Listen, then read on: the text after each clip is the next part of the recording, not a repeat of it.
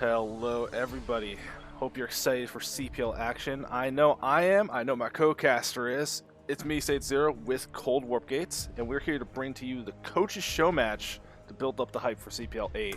This whole weekend just be very excited for CPL. Are you excited, Cold? You in there? Hell yeah. Perfect. I'm pumped. In case you aren't aware, which I mean I've been shilling it in every cast I've been in, so if you don't know at this point, I really have no idea like what you're doing. But we got the coach match tonight, and we got team reveal tomorrow. You're gonna learn everything you need to know about CPL 8. Find out what teams you're on, things we're gonna be setting up, map pool. We're gonna be talking with people about the league, any changes we got moving forward, and it's just gonna be such a good weekend for CPL. If you're like excited for things to get started, I know the preseason felt like it's been forever, but we're almost there to get things kicked off. Today, though, best of threes with 6 of our amazing coaches. We're doing every non-mirror matchup. So you can see it on the screen right now. We got MasterReY playing against ShibaTerran. After that, it's going to be Cavapoo and Razz. And we're closing out with Maars and Machine. These are all great players. Who are you the most excited to watch? I know Maars was my coach one season, so I'm on that team. Honestly, then we are right opposed because Machine is just such a nice guy. So we're going to be rooting for Machine. I'm glad that we were opposite ends, so their bias will not go through. But I don't think I got too much more shill. I've been doing all week, and like I said, this whole weekend is just going to be CPL content. Be in the Discord. You'll hear about everything. I just want to get this kicked off. Are you ready? Yes. Go.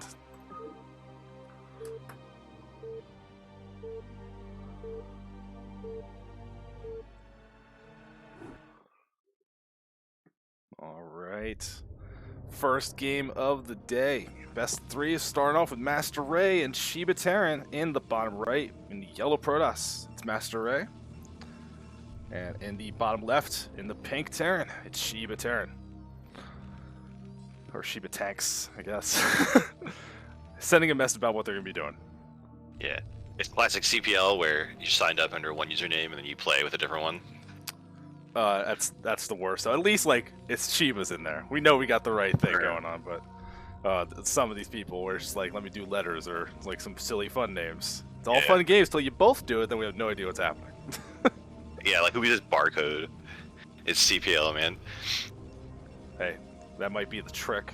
I think there's enough players that have like a reputation. Like imagine Borisu comes out with like barcode. Like, you'd have to, you know, we'd be caught off guard. It'd be like, oh no, there's another animal. But we'll see what ends up happening here. So, PvT, we're starting off on Good Night, first map of the thing. I'm not 100% sure of how the maps were selected. I believe they might have been told to choose one and lose your picks from a particular pool. So, you know, if you're a smart, intelligent person, you might know what some of that means. Right. We're going to leave all the full-on spoilers for everything for tomorrow. But Good Night, this matchup, I hate it. I don't know about you. That low ground mineral base sucks. It's the worst. Oh yeah. It seems like so many maps have that lately. Like super exposed third bases that are just gross. Yeah, absolutely. I don't know if that's like, is that some kind of balancing thing? It must be. Yeah. It's just... This one in particular, though, it's like there's double ramps near it. There's like I think there's not even that many patches. It's just it just feels really bad here. But it is an interesting map, at least. I do like any kind of map with a lot of big areas of high ground variation. Always fun to play for position in areas. We are not getting any kind of gas expansion. ShibaTerran does get an early gas. We'll see. It should be for an early expansion. That'd be crazy if we start off with a 2-pack. I would love to see it though. Oh yeah, what a statement. Just come open with a 2-pack, but it looks very standard now. It looks like that SCV is going to get in here. See that MasterReY is also playing very standard. Yeah, and unfortunately, the Protoss picking the wrong direction to go, going to get a last scout, which is not going to be punished here. But you know, you never want to like roll up late and then find out like, oh, it's a CC first. No. God. Definitely could feel bad, but not going to be any kind of trouble here. And guys are not being pulled off the gas as fast as I thought, keeping 2 in there. So I've seen this enough, but I don't know enough Terra to know exactly what that means. So we'll see what that ends up being. But should still be getting an expansion reasonably early. Marine's going to guard the ramp, and only we'll see. I think this is probably still get in, just barely. We're gonna find out. Oh, it turns around right away. Does not want to deal with that at all. I guess. Well, I mean, you don't see a CC, so, you know, you're at least getting something in there. The scouting SCV will be killed off by his Dragoon, so at least nothing too bad on that side. And it's just range on the way. Again, it would be awesome for a show match for these guys to go crazy. It is a second factory. Holy crap. Second factory. Okay. Yeah, I was actually gonna lead into this. Like, you're doing a show match. It's not for money. It's just for pride and fun. You know, to help promote the league a little bit. Do you do less standard stuff? Do you do more exciting things? And two factory opening, as much as I think pro players hate seeing it, that's definitely gonna lead to a much more exciting game. This could be like Shiba Tanks being like, "Hey, Terran players, I can help you do 2-fac." Like, this is like self-promotion. Oh, look at this. The Marines moving out so far. To just, like, you will not find out if I have a CC. Really trying to keep the vision out here as long as possible to kind of deny everything. With 2 goons, I mean, you're not scared of four Marines, so you can definitely push over, like we're seeing MasterReY do here. I don't think you want to go up the ramp too much. Yeah, that is. So we see MasterReY back up, but when you see 4 Marines walking around, there's no bunker, there's no command center. This is definitely setting off your 2-fac alarms if you're a Protoss player. Yeah. It's going to be Spider Mines going out first. If it was DTs, that does give you a little extra protection, but I think it's just going to be that push across the map, put some pressure on this first expansion, you know, mine your way back to cover your expansion a little bit. And we'll see. Here comes that first move out. 1 tank. 2 goons can slow this down, but it's not going to be enough to really go crazy. Especially MasterReY being very defensive, not trying to pick things off as much as humanly possible. Yeah, I like this. Backing up to this 3rd goon on this little high ground, taking advantage of the map terrain. Makes a big difference with this push if you can just get as much free damage as possible. Ooh, going right on the tank. Beautiful. Oh my god, nice. Perfectly sniped down. Even gets the mine. Very nice micro from MasterReY here. Oh, that's such a good move. Mines are done, though, so you do got to be a little bit careful. Observers aren't there yet, but I do believe the Robo is finished. Yeah, Observatory just getting started. Trying to engage in. Morgoon's going to reinforce. Vulture's trying to get in there the best they can. Marines are dying, though. These mines not doing what they need to. And 1 goon goes down, but you've done so much damage already. I don't think you can push too much further. Ooh, all right, there's a mine hit. That'll slow things down a little bit. You know, I think Protoss is completely fine with how this has gone. Like, if there's no tanks, like, goons can fight Marine Vulture forever, really. We have 1 tank coming on the way. It's going to be late, but we have 2 gateways done in the Protoss space. We have Robo with observers. Like, I think MasterReY has held this. Yeah, and that Nexus is now done on the way. You can see that probe count is already getting a little bit ahead. It's going to keep climbing here. CC does get started from ShibaTerran, so not like this game's anywhere near over, but a little bit of the aggressive gamble. MasterReY just ready to see it use the terrain to help that defense. And you can see it just really, like, abusing this a lot. We saw this in some of those other maps, but like seeing it here on Good Night as well. Exactly. And MasterReY taking advantage of the high ground again. This is how you stop 2-fac, everybody. Like, it's just so cleanly handled here. Yeah, I mean, I think that's just one of those things, like, you play against it, it feels so bad, but it's like the biggest thing I think a lot of players they just let it roll up to your Nexus. They don't try to slow it down, they don't try to pick up units as they can. That's one of the best ways to stop these really kind of early pushes. Make big use of that Dragoon range, especially before, like, siege is done or there's mines all over the place. There's just not enough muscle. You can see moving across now with that observer. Can't clear out all these mines, gonna roll up to the base, and that no bunker, that CC's not even done yet. It's gonna be hard to hold siege all not done yet. It's gonna be close. Yeah, all these SCVs were pulled down for the transfer. Some of them are gonna have to fight now just to force those goons back and try to buy as much time as possible. With 3 tanks here and the siege almost done, I don't think Shiba is gonna lose their base, but MasterReY is just gonna be as annoying as possible in the meantime. Yeah, and I like that. Just back off. You're already in a good spot with how delayed the CC was. You kill some units off of that first engage. That Vulture trying to be cute, not gonna happen, unfortunately. Shut down. But I think what we're seeing though from MasterReY looks really good. I'm surprised ShibaTerran doesn't have the tanks up on the high ground over by the ridge instead, but I think just keeping everything down there, using the SCV is the best you can, just buying the time they need. And I will say I'm a little bit surprised at what we're seeing from MasterReY though. 4 gateways, no 3rd Nexus, and here comes that Citadel, and a shuttle's on the way as well. Hey, we have a shuttle and 4 zealots. I think MasterReY is just going to try to bust this, because while there are tanks, there's basically nothing else on the defense for Terran. So if we can get a shuttle in a good position, like drop these zealots right on these tanks, MasterReY might be able to just end this game really quick here. Yeah, I am a little bit surprised though. This barrack scout actually sees everything, and we're gonna see now the move out with the shuttle with the goons gonna reinforce here, and there is a turret. That's not gonna be enough to deter any of this. I think you really get in there, and we do see the next on the way just in case it doesn't work out. But I have no idea how ShibaTerran actually holds this if he wants to go for it. Good job trying to move forward right now just to get these goons off the high ground, buy a little bit of time. These shuttles thinking about going in. Advise is better of it. I think, you know, maybe just take your advantage. Like, do you need to force this to happen? No. Don't be conservative. Just dive right in there with the Zealots. the Mike Drag gets one of the tanks and wounds one of the other ones. And all these tanks are unsieged right now. It's a major opportunity for Protoss, but there's so many mines, so much damage on these Protoss units. I think Terran might be able to hold this. It's gonna be really close. Oh, never mind. All the tanks die immediately, and Shiba gets out. Caster Curse in the flesh right there. Yeah, I am not complaining about that, Caster Curse there. Anytime I see that happen, it works for Protoss. I can't be completely unbiased, right? You love to see it. That's exactly what I want to see happen. That actually works out. That was pretty cool though to see like an aggressive play actually kind of work out, because you're so used to like when you see these high level players, they tend to be a little safer, tend to go for, you know, actually getting into the mid game, the late game, like trying to open things up, because the early game defense, they're so practiced on it, usually doesn't work out quite that well. It's true. But we are doing a best of 3, no big deal to lose one game going on in there. Losers, I believe, had the choice, so heading to the second map, Polypoid. And that's also going to have some terrain to play with, but we'll see if there's a different plan in action. And we're in game number 2, in the bottom right, in the blue Protoss, it's MasterReY, currently up 1 game. And in the bottom left, in that pink Terran, it's ShibaTerran.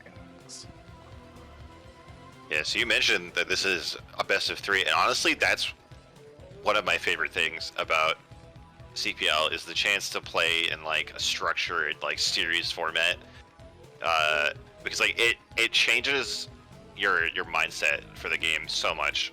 I think like it's completely different to playing ladder or even just like playing scrims with somebody, because like, you know, you can do like strategic moves where you try to show one build for the first 2 games and then do something completely different in the 3rd game, or like you have players who just pick one thing that they're really good at and they stick to it. So I just love like all the different variations we can get in this format. So I'm excited to see how these players take it in game 2.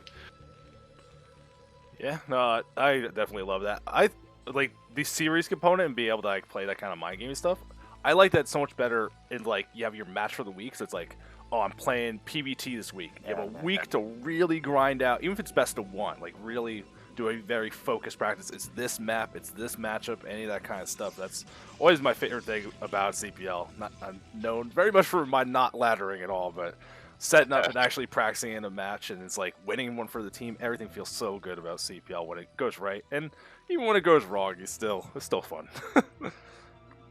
The MasterReY going for another early scout. Like it's unusual to scout this early as the Protoss. Like sometimes you see players like don't even scout with the probe at all. They wait till their first goon to scout the map. So I'm kind of curious what MasterReY is looking for, because like this is too late to get a gas steal or anything. I don't know if maybe Shiba is known for some kind of early aggressive play. I mean, we did see them do a 2 factory, so. Yeah, I mean, it wasn't that early scout. I think it was still a gateway scout, not even a pylon. But, I mean, you just play game 1, your opponent goes for that aggressive opening with the 2 factory thing. And you were fortunate that you still managed to get your info, but you did scout last, which, again, is going to happen. MasterReY just never lucky, apparently. Oh my god, I know that feeling. But we do actually have MasterReY not getting a gas. Looks like we're going to get a few zealots from this gateway and then probably do a quick expansion. So I think this is why the probe is early, because we want to get the zealots to the Terran base as soon as possible. Now both players, as we've seen, are going to be pretty good at the micro department. So there's a lot of questions as to how effective this zealot can be. Like we've seen games where the zealot just gets slapped out of the base. So we've seen games where the zealot somehow kills like 5 Marines. Like, oh, this sucks though. ShibaTerran not gonna see the zealot come until it's already too late, and that's Gonna be hard to see if they got the micro to handle this. We do still have 2 guys in the gas for the Terran, so it might be a very similar opener. A factory nowhere near done. Here comes the Zealot. There is the buildings in that position to help you out with the micro, but we'll see what MasterReY can get done here. As the Nexus is now started, taking the gas behind it. The tech is definitely going to be a bit delayed. Ooh, Pro's going to come in to help Razz as well. Can you kill it? Oh. Hey, you can delay Probe it. chases. Oh, it goes in the gas. Oh, the probe gets it. Absolutely sick. Beautiful. Dude, there's something about these workers when they build factories. They're suicidal, man. Like every time they rotate right on top of the Zealot. Yeah, I mean, they want to get hit and still delayed. Oh, this is so much delaying happening here. It's a couple Marines, and you can see that it's like you don't want to be really going crazy on this, but ShibaTerran not making more Marines here. The Zealots do get cleaned up finally. Oh no, there's an extra guy in the gas. That should be fixed though. All right, perfect. That factory will get done, but that slowed down everything so much. And look at this Nexus, it's finished. Yeah, so like at first blush, that might not look super good for POTUS. Like we killed like 1 SCV, I think, or 2 SCVs, and lost 2 Zealots and a probe. But Terran has just been set back so much. Like there's no chance of pressuring this Nexus or even getting a third gateway back at home. And I think Shiba has like sensed it, because Shiba is getting a second command center in their main. And look, that's like far away from the main too. I don't know if this is this faking what we saw the last game? Because again, it's a bunch of Marines on the ramp, you know, trying to play us off. But instead, that second factory, everything got delayed so much. If it's just you want to try to hide this as best you can, because this could be even like a long float time to get that down there, unfortunately.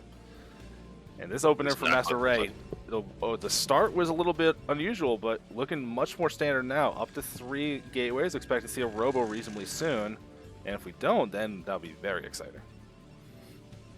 Oh yeah, like getting like 3 gateways before your robo is definitely a bold choice in this matchup. Maybe worried about another 2-fac or something in response from Shiba, but we're not going to see that. We are going to see a starport, and this is where delaying that robo might come back to hurt MasterReY, because if you get that observer and you scout even the dropship crossing the map, that helps you so much in positioning your units to stop that drop. Yeah, but I mean, it is another goon that got forward far enough to confirm no CC, at least not landed yet. We know it's in the base, and it's actually just being used to make more SCVs. So you got to reestablish control. So making use of it while you can, making sure whenever you get the opportunity, you can expand right away. So I don't mind at all. Robo being started now, but yeah, it's going to be pretty far away off. Not that you have to deal with mines just yet, but oh, the vulture drop, if it just goes right across the bottom, I don't think you'd be expecting that most days of the week, unfortunately. Yeah, well, hopefully for MasterReY's sake, he knows what he should be up against. Well, okay, so I was gonna say, if you don't see siege mode and you don't see expansion, you definitely suspect drops. We do actually see siege mode here, so I don't know if that's some kind of mind game that might force a MasterReY to not think about drops. I mean, you had all the extra time from when everything got delayed anyway, so, you know, going into the siege mode instead of trying to get the vulture upgrades, I think that's the smarter way to play. Get you some muscle, make sure you don't die to like a nice early push again in case, you know, want to throw out more of that kind of crazy action.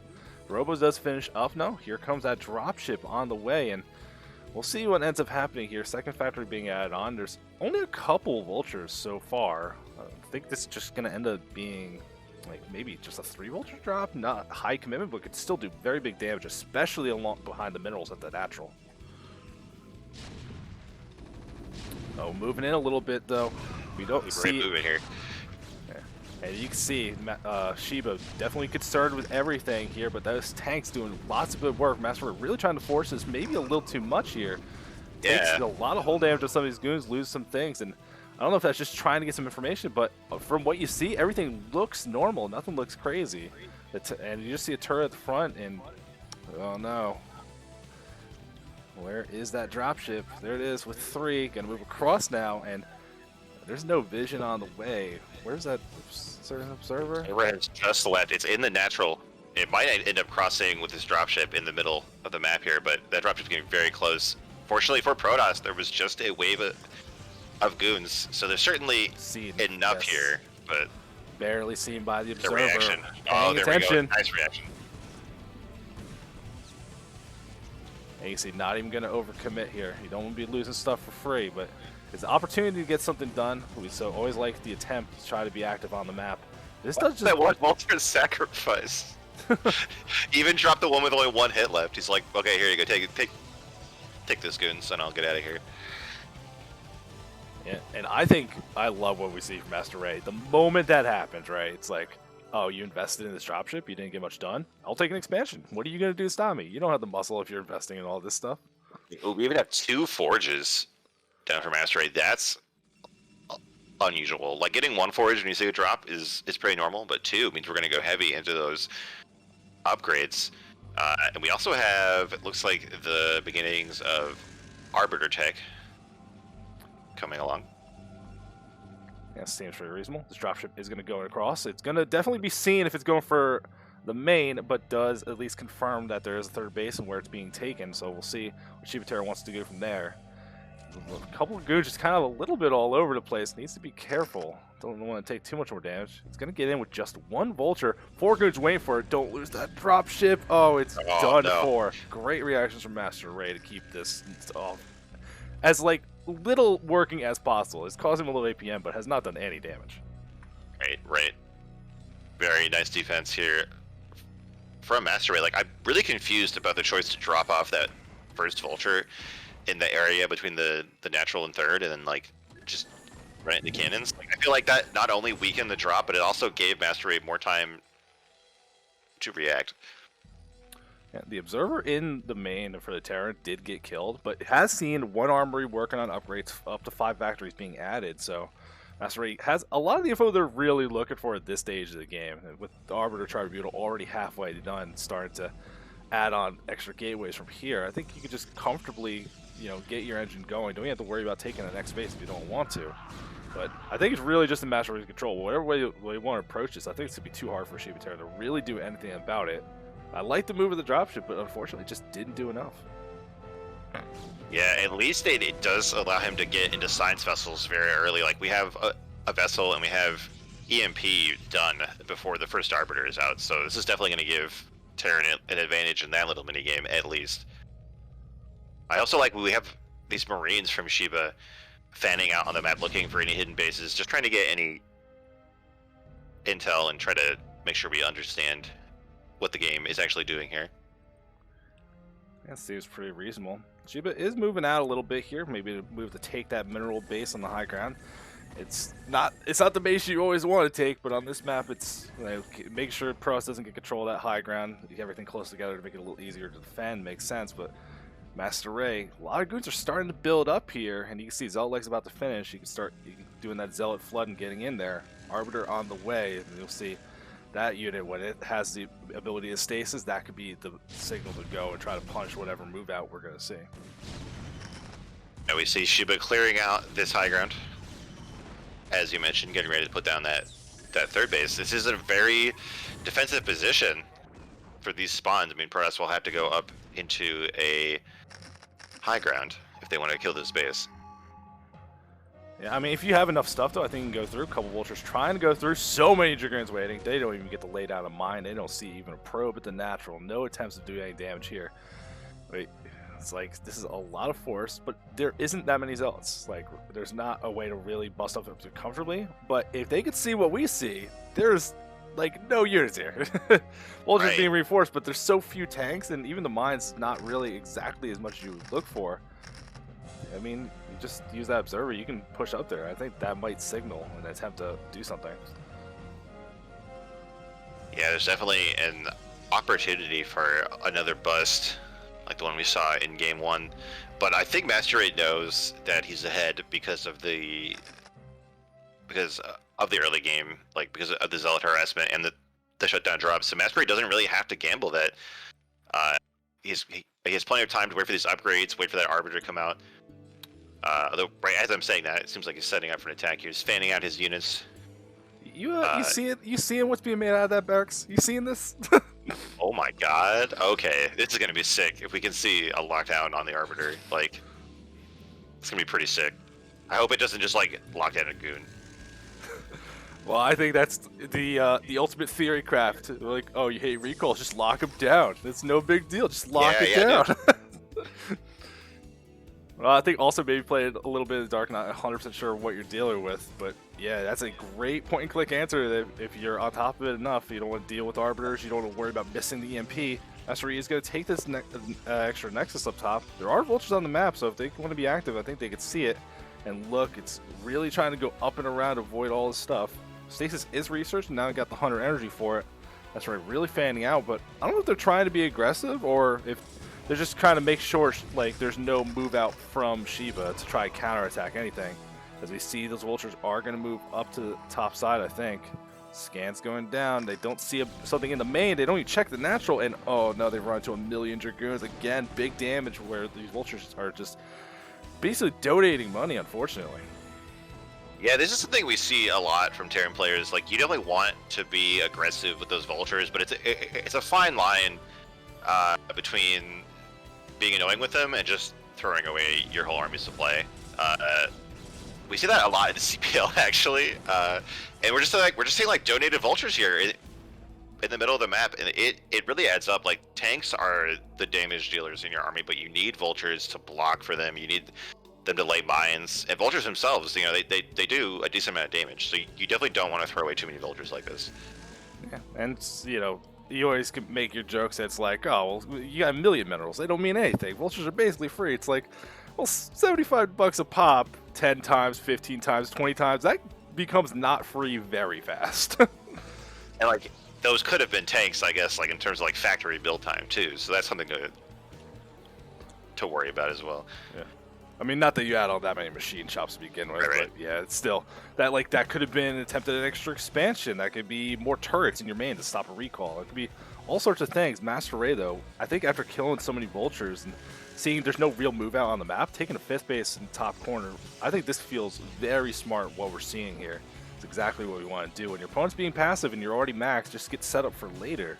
Recall is just being researched now. That got delayed a little bit, so the Arbiter will definitely have energy when it happens, but MasterReY, I think, is just big waiting. And nothing. There's even a couple Archons in the mix. So yeah. I saw this Archon. Like, what is this about? Like, you never want to actually build Archons in this matchup. Like, you get Templar, and then if they survive, you have Archons. Like, all right. But he just straight up made Archons. I don't know what, if anything, he saw that made him do that. I don't know. Maybe we'll learn something today. So one thing that I'm looking at is that there's no add-on at this third command center. Like, if we see a nuke silo, Snipe, I know you're in the chat. If there's a nuke silo, can you put me on Shiba's team? Because that's going to be amazing. That'd be really cool. I don't think we're going to end up seeing that. That'd be super sick if it does happen, you know, maybe in the super late game. But I think it's already going to be hard enough just for Shiba because, look, they're not even maxed yet. And, like, MasterReY's been chilling. They're starting to work on that bag, really kind of increase things up. Recall is about to finish, so I think the pressure is really going to start happening here. Now, I'm curious if maybe those Archons, if that was a decision, because I don't think Storm got researched, right? So if you made Tide Temple an accident, or they don't trigger mines, right? It's true. That's true because they hover. They're the ultimate mine clearing unit. That's true. I mean, I'd still rather use Dragoons personally. Yeah, but like for the cost. But like, if you have an Archon, it's good at clearing mines. It's like if you have a Scout, it's good at killing Overlords, but then you have a Scout. That'd be super funny. But a lot of tanks are still on the bottom side. I think Shiba. It looks like they're silo. Actually, hell yeah. Actually, hell yeah. Oh god. Even at the most frontward base, the one that's the easiest to see, it's gonna happen. Oh, come on. This is how you do a show match, though. It's not all super serious. Just, you know, having a little bit of fun and enjoying some nice games. So appreciate the showmanship that we're seeing out of these players so far. I will say, I think Shiba is definitely earning a lot more popularity, though. Because if the coach is going to play like this, that means I can play like this, right? They can't yell at me. Yeah, this is like when somebody in the ASL does some crazy cheese and the ladder is ruined for a few days. Like, this whole season, Terran are going to be trying to do nukes now. Yeah, that's exactly what we're going to be seeing, right? Meanwhile, MasterReY just, but I got all these gateways. Yeah, meanwhile, MasterReY's like, well, I guess I'll just keep building nexuses. Like, if you're not going to move out, I'll just keep expanding and taking up the whole map. I think this is the big thing we're looking for, though. The command center for Shiba, the fourth one being taken. That, I think you see that coming as MasterReY. That might be your signal, because You can have a lot of bases, but like 4 base Terran, you just let them max, you let them get like in their spot. That never feels comfortable. Like, right? There is a little bit of worry here. Vulture's moving out. They find a bunch of the Zealots and Archons off to the side. We'll see if this ends up being more free donor units that they can get pulled back a lot faster. Here comes an EMP, though. These Archons are going to lose a lot of health very quickly. Yeah, I wonder what Shiba thinks when he moves out and sees Archons. He's like, wait, what? Is this a unit? I haven't seen this before. I mean, I don't think if you're building nukes, you're not allowed to think that. you're not allowed to be like, well, what are you doing? Oh, we got a nuke halfway. So MasterReY has seen it. I don't know if he's like aware of it, but it has been in his vision. I don't know what you do as Protoss. Like, do you start like getting Dark Archons for feedback to kill ghosts? Like, or do you just be like laugh at him for getting nukes and win the game with a standard play? I don't know. I'm not sure. I think because it is so slow and so like, I think you should start recalling, right? Like, forces move army move that position because you got to set up for something like that. You can't just throw that out of nowhere. But I already see like some ghosts floating around that could be ready to lock down if you wanted to recall that 4th base especially. But I mean, look at this top left. Just so many more gateways being added on. They're everywhere. So many of them. And I think MasterReY might just be comfortable playing the defense. You know, if they stop the 6th top base from happening, that's all they need. Like, I'm worried that we're gonna see this cool nuke thing from Shiba, and he'll get like 1 nuke off, and then he'll lose the game right away. There was a beautiful EMP on an Arbiter in the middle of the map, so nice. Delaying the shenanigans from Protoss. That sucks. Feels bad, man. Dude, look at these Protoss upgrades. Like, this is ridiculous for this matchup. You just don't see armor, let alone the shield upgrade. Like, what is going on here? I got that ghost sight range on the way, so upgrades from both sides are a bit ridiculous. I love seeing this kind of stuff though, and with all these shield upgrades, I'm like kind of thinking there is that chance maybe you can go into carriers later, right? Because that's very helpful in these kind of little situations. MasterReY is pushing forward with some goons, wants to put some pressure on the fronts, but a lot of armies still there. It hasn't really budged away from that mineral 3rd. I wonder what are you looking for as Shiba to like decide, all right, here's my time to shine, because MasterReY has really been abusing the inactivity other than the vultures moving out occasionally here and there, right? It's the standard ocular implants timing move out. He's going to get that ghost range upgrade and then move out. You're an animal. So, when, because it never comes up. Does stasis stop the nuke cooldown? Right? You stasis a ghost? Does it stop the nuke? I have no idea. I actually don't know. We need like a... there's some like video series that did stuff like that. I forget what it's even called. Yeah, it's called Big Game Hunters. They would know. yeah. Like some like fastest player probably knows. Vulture's still just trying to move out. I wonder if it's just trying to be bait. It's like, hey, look at these vultures, get out of position, chase them down. But the MasterReY being much smarter than that, cannons on every expansion. Like, you're not going to just sneak in some vultures, do some big damage. You will lose them. So he doesn't have to pull his army out of position for all this. But you can see everything getting researched. Cloak for the Ghost now is going to be on the way. And another Nexus. Finally taking that close mineral base. But there's 2 bases on this map that don't have a building at them. Like, I don't know what the trigger is. Like, there's 3. What are you talking about? Oh, yeah, these units at the bottom. Okay. I just saw the minimap, but I just assumed it was a Nexus. It's all good. Just these little vulture moveouts, it feels like they're not getting anything done, but look at these banks really accelerating. And it's still, as fun as like this game has been, it's like, oh, MasterReY, they got all this stuff. It's like, it's still a max Terran army, and you're giving them time to get full upgrades, and they feel comfortable enough to build nukes. Like, there is a point where it's like, when do you force the issue? Because like we haven't even seen an attempt at a recall, even like a storm drop, no harassment of any kind, other than just poking here and there. The vultures have been doing almost all the aggression we've seen, actually.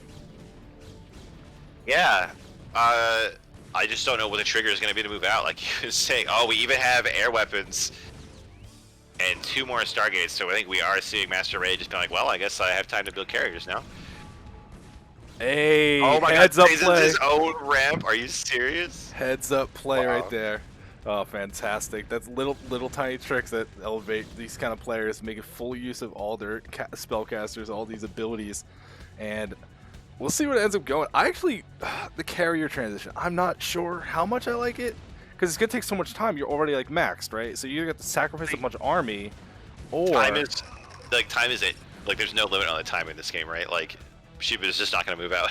So you definitely have time to like do a YOLO recall and then remax on carriers, right? Yeah, like I think if you're gonna do the fun solution, where it's like you want to break through on this, I think it's a recall with hallucinated arbiters, like the meat shield of shenanigans. That could be the path. We got arbiters on the map. They're all like max energy, so it's like I don't know. Like, is there gonna be a time where there is a move out? Because like you have this much money as both players. It feels ridiculous. Yeah. Yeah. Look, I just want to see a nuke. I don't even care what happens. Like I just want to see a nuke kill something. So, are you looking for the classic EMP nuke combo? Yeah, I mean that would be like a decent. Like if it kills like a unit, you know. You just like, wanted to kill a thing. That's killer. Yeah. Yeah, because actually, like, I know I've seen that a little bit in some situations. Some of the old maps where you know. It's happened occasionally, but at this point, it's like, even let's say it was like EMP nuke where you kill off a bunch of buildings and stuff. Five Stargate carrier up at the top left. This is insane. God. And there's still one in the main. Oh, don't worry, we're going to 3 starport cloaked wraiths in this phase to counter the carriers. Oh, what is going on in this game? I don't know, but still, I just don't know who's going to be able to make that first move, because even if you do any of the stuff you're trying to switch into, you have to give up supply. You have to give yourself a moment of weakness, and it's like the first person to do it. Does the other one just kill him for doing it?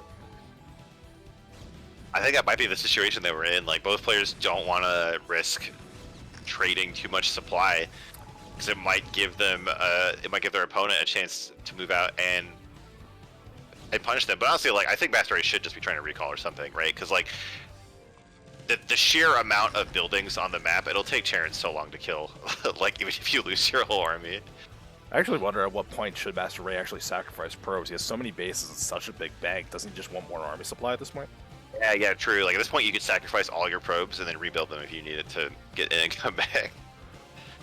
That might be drastic, but, you know, you never know. Ooh, Arbiter gonna get killed off here. This is like... I see these arbiters in their full health, and they're just, unfortunately, not getting anything done. Brutal situation to deal with.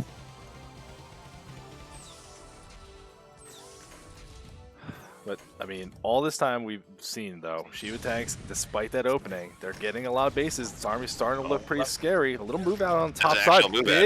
Big collapse across, big concave, but there's such a big stagger between, like, tanks and mines. It's buying a lot of time, but... If you're just clearing off a bunch of supply, maybe that was a supply you're comfortable losing. EMP goes down. Actually, I think 2 of them did.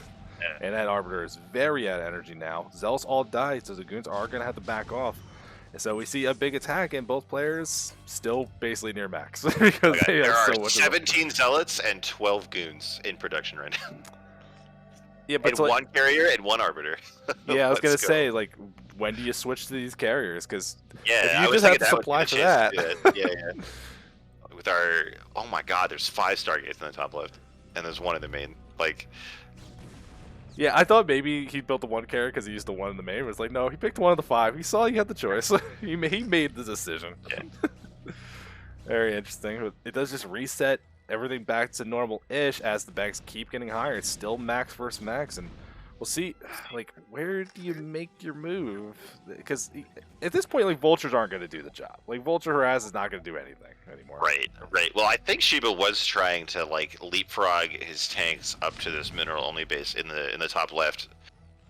Because at some point, like, Terran will have to expand if we want this to keep going. Do they, though? Yeah, maybe not. I don't know. I mean, oh my God, we have ship weapons being upgraded, standard PvT. Hey, if you're planning to go race or maybe even Valkyries, who knows? We might be seeing the full gamut of everything here. Where's that Dark Archon, man? Yeah, like come on, if you're gonna do this kind of meme, super long game, at least try to mind control and SCV. Like look at, like you could have 400 supply with all this money built up. Yeah. This is the kind of game I know if I was in it, I would lose. As pros, I would lose this game because I wouldn't have any idea what to deal with this situation. Like, why I would find a way to for this. Yeah, absolutely. But that's why these guys are the coaches. They know exactly how to play. Even in such a weird situation as what we're seeing here, they still can stick to their guns, know exactly how to play this kind of things out because they've probably still seen this plenty of times. That Vessel barely doesn't die, and it's trying to pressure up at this top area, but it's still not very much. Like, I got so excited for these ghosts. I got so excited for this nuke silo. It just... Oh, here we go. We're going in again as a prize. But getting stuck on this terrain, some of the units are going down to that high ground. Oh, another EMP. There have been so many EMPs. Oh, there we go. We do finally get one stasis on a good amount of units in the backline here. And actually, the MasterReY is punching through quite effectively. But I think when we get to this, like, deeper line of tanks, they're going to shut down. We do see lockdowns on the Arbiters. Perfect. Let's go.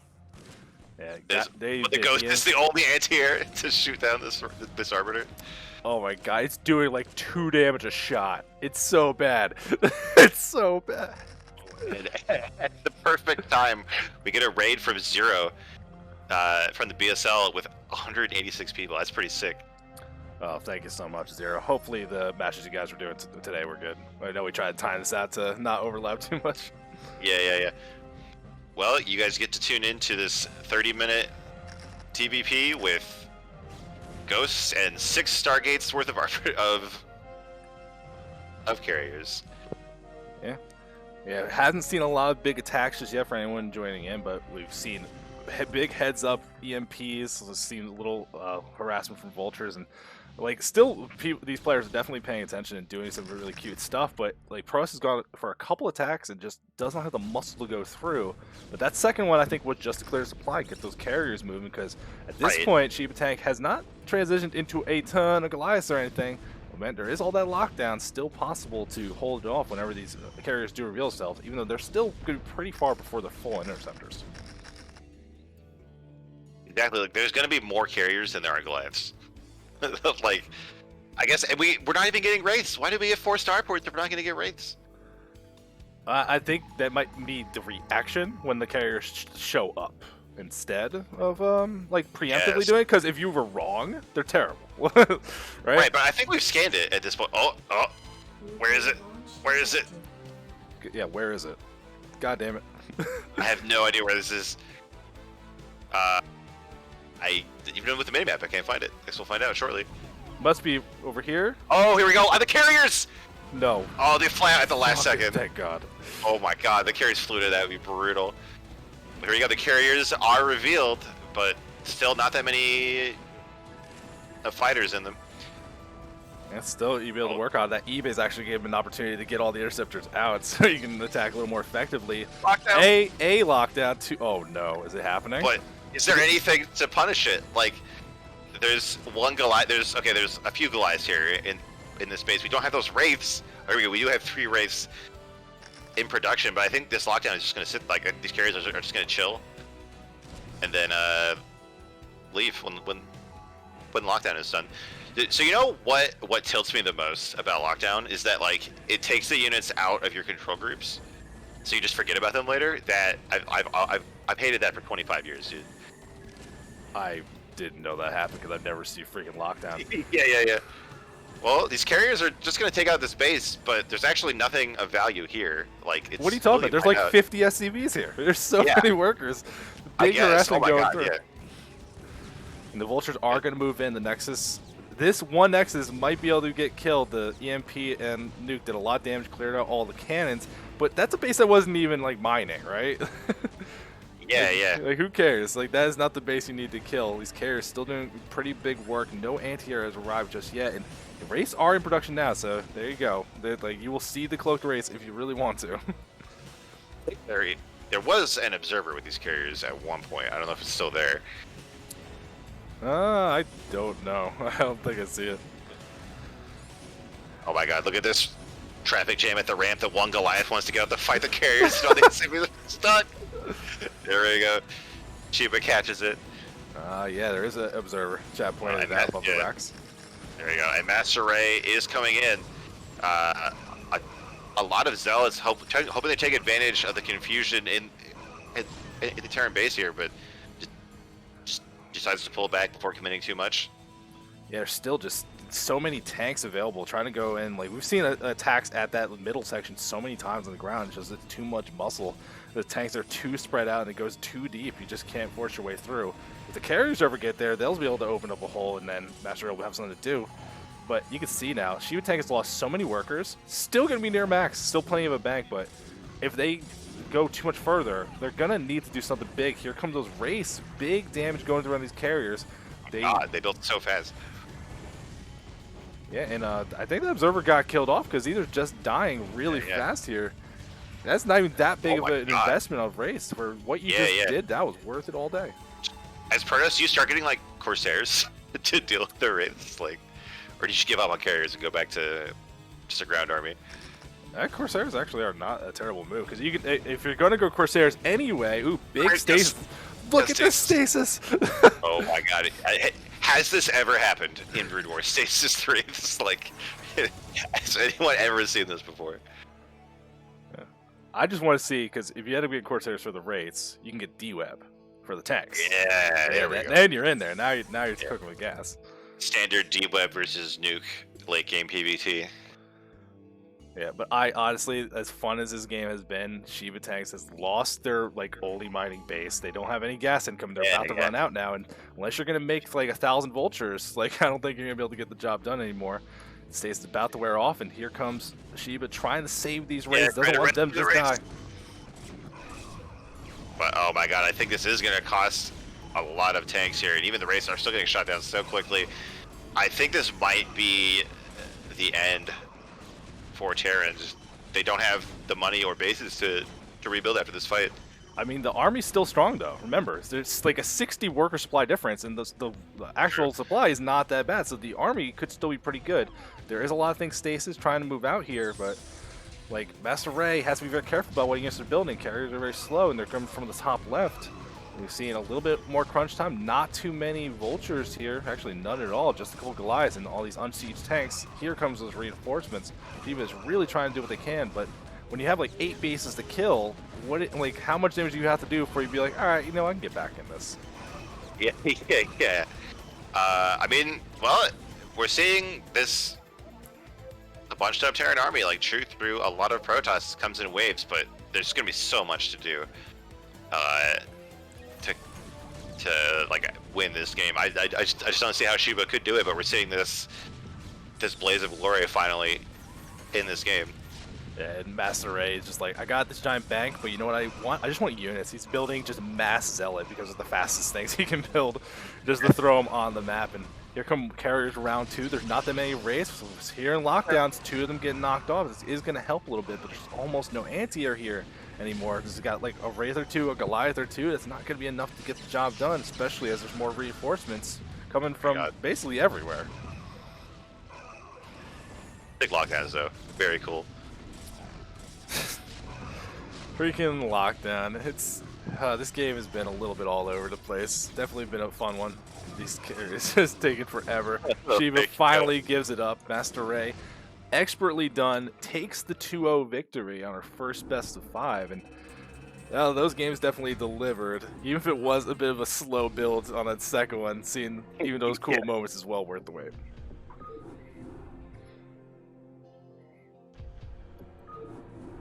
Gonna be the first series in favor of MasterReY.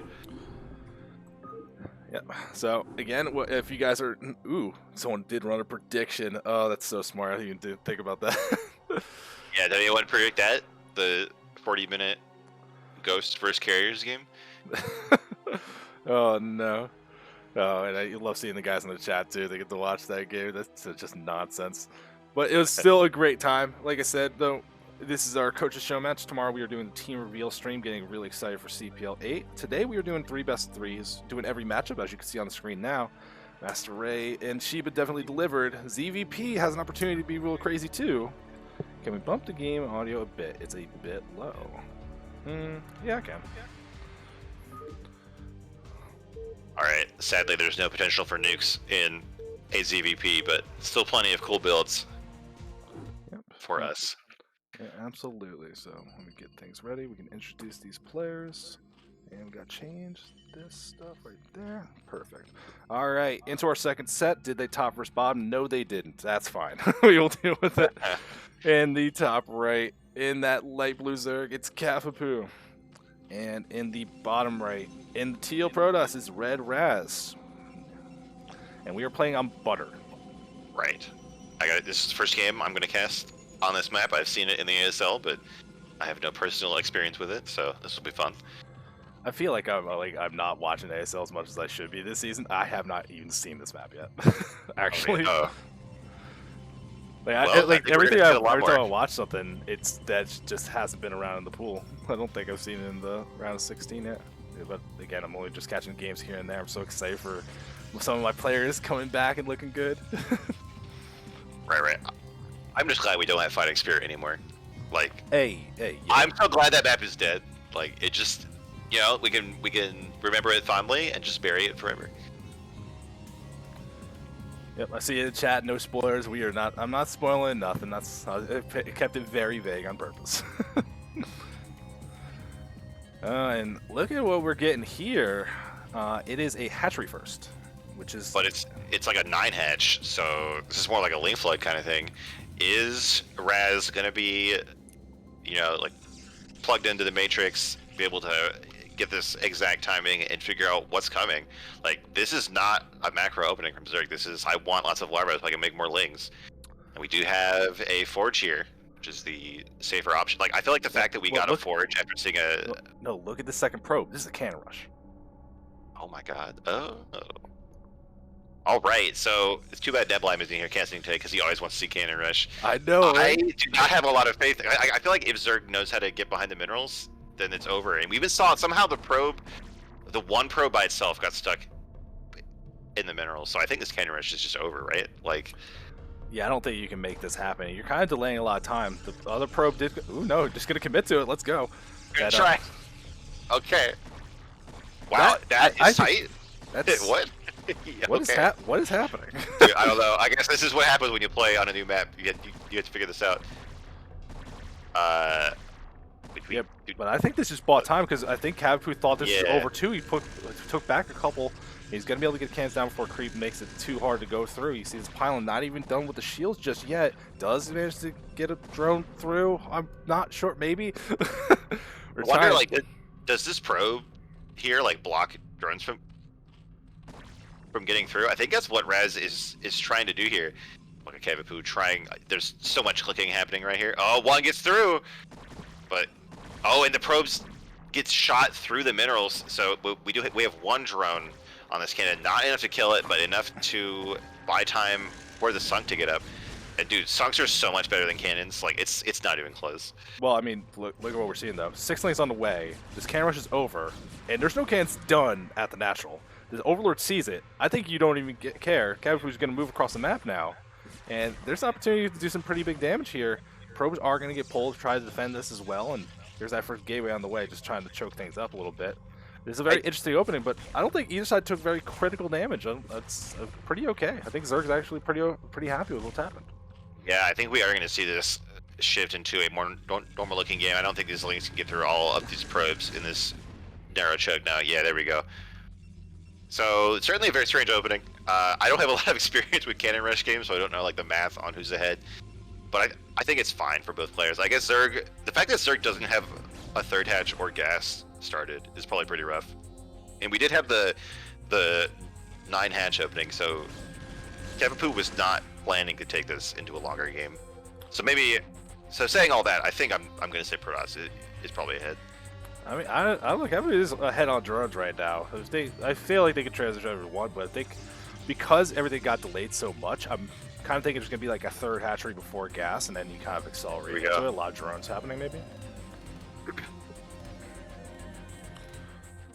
Oh. Yeah, that is what we see, but like the tech for Protoss is getting along here. Like the core is going to be halfway done. Like we can see a Stargate come out before the lair starts. Like it's going to be a big advantage for Protoss. I am smallly concerned for Protoss because we've had this happen millions of times, right? That wall doesn't look like you could throw a lot of cannons if you needed to. Like if it ends up being Hydras. Yeah, I think like the pylon should be like one step up and one step to the left, and that way like you get more cannons. I think, but I think there's probably going to be enough. Like the gate and forge would go down, but I don't think Protoss would die. Well, we have Razz getting in here. I believe he saw the 4th hatchery at the natural. Saw no gas at the main right before it was taken. I think you feel pretty happy as Protoss because you know you're not going to get rushed or like muted all in or anything. Like these Corsairs are going to get so much damage done. Yeah. Oh, a 5th hatchery too. So this is Cavapoo just being like, all right, I'm going to accept that I'm behind in tech and just lean into macro as hard as possible. Oh, we have a zealot somehow make it through the 3rd base, but there's no drones here yet. So he's like, oh, all right, I'll come back later. Yeah, I mean, still, that does get the Lynx to move away, which, not that they're going to break through this wall or anything, but still, not having any little scouts to see the move out, you give yourself a little bit extra time here. And you're seeing 2nd Gate again on Citadel on the way and starting to make Stargate, the Stargate units. Corsairs will be on the map to help harass a little bit. I don't know. Cavapoo's got that Hydra on the way. And like I was saying, I think reinforcing this wall will be very difficult just because of the amount of space it's taken up currently. I think it could be dangerous. Like, if you're fully willing to skip your lair tech, just never even worry about getting it. Just go for this big Hydra army, just kind of gamble the whole thing a couple minutes from now. I think there's a good opportunity. Cavapoo does do some real damage before, you know, like maybe storms are available to defend it. Well, you might be right. It is starting to shape up pretty good for Zerg. We do have that lair started. One Overlord is going to get caught. I guess, I don't know if I just underestimated how long it takes to build a Stargate, but Corsair, like getting the first Corsair out around like 7 minutes is actually pretty late, so I guess there won't be too much opportunity to get damage done with it. How delayed was everything with that right. though, yeah. See, a decent amount of lanes are up at the front here. They're just going to try to slow things down, but Hydra upgrades aren't on the way. Still droning up pretty ahead. The fact that they're still ahead on workers is intimidating moving forward. You don't really want to be dealing with that too much, but the Temple Archives is just finishing up, so Storms probably will be ready in time for the defense if there is some kind of big attack from Cavapoo. But even if they never attack and they just, you know, maybe take that 4th base, do something else instead, of course they're really trying to do the best they can. Thinks it's going to get a 2nd Overlord. Taking some damage but should not die, manages to escape from here, and we'll be able to get a little scouting info what's going on at that 3rd base as well, which you can see the setup there defense wise is going to be pretty good against any minor little Zealot move out, so I don't think you get to harass that too much. Yeah, very nice. SimCity at the 3rd makes such a huge difference for Zerg. We're going into the Spire, interestingly, like I think it's literally just for Corsairs or right, Scourge to kill the Corsairs. Yeah. Seeing more gateways being added on in the Protoss space. The first Templar comes out. Yeah, the more I look at this, I guess the better it feels for Zerg, which definitely makes me feel validated in thinking that Cannon Rush is just terrible. Hey. But what if it worked? But what if it was great? But what if though? Hey, you weren't saying this last game with the freaking nukes and lockdown stuff. You were just excited that maybe it happens. Yeah. Okay. Nukes is way cooler than a Cannon Rush. All right. I don't feel controversial in saying that. So we have a speed zealot move out here with the +1 attack. I don't think there's too much opportunity to get damage done. I just hope we don't see Razz like commit too much here.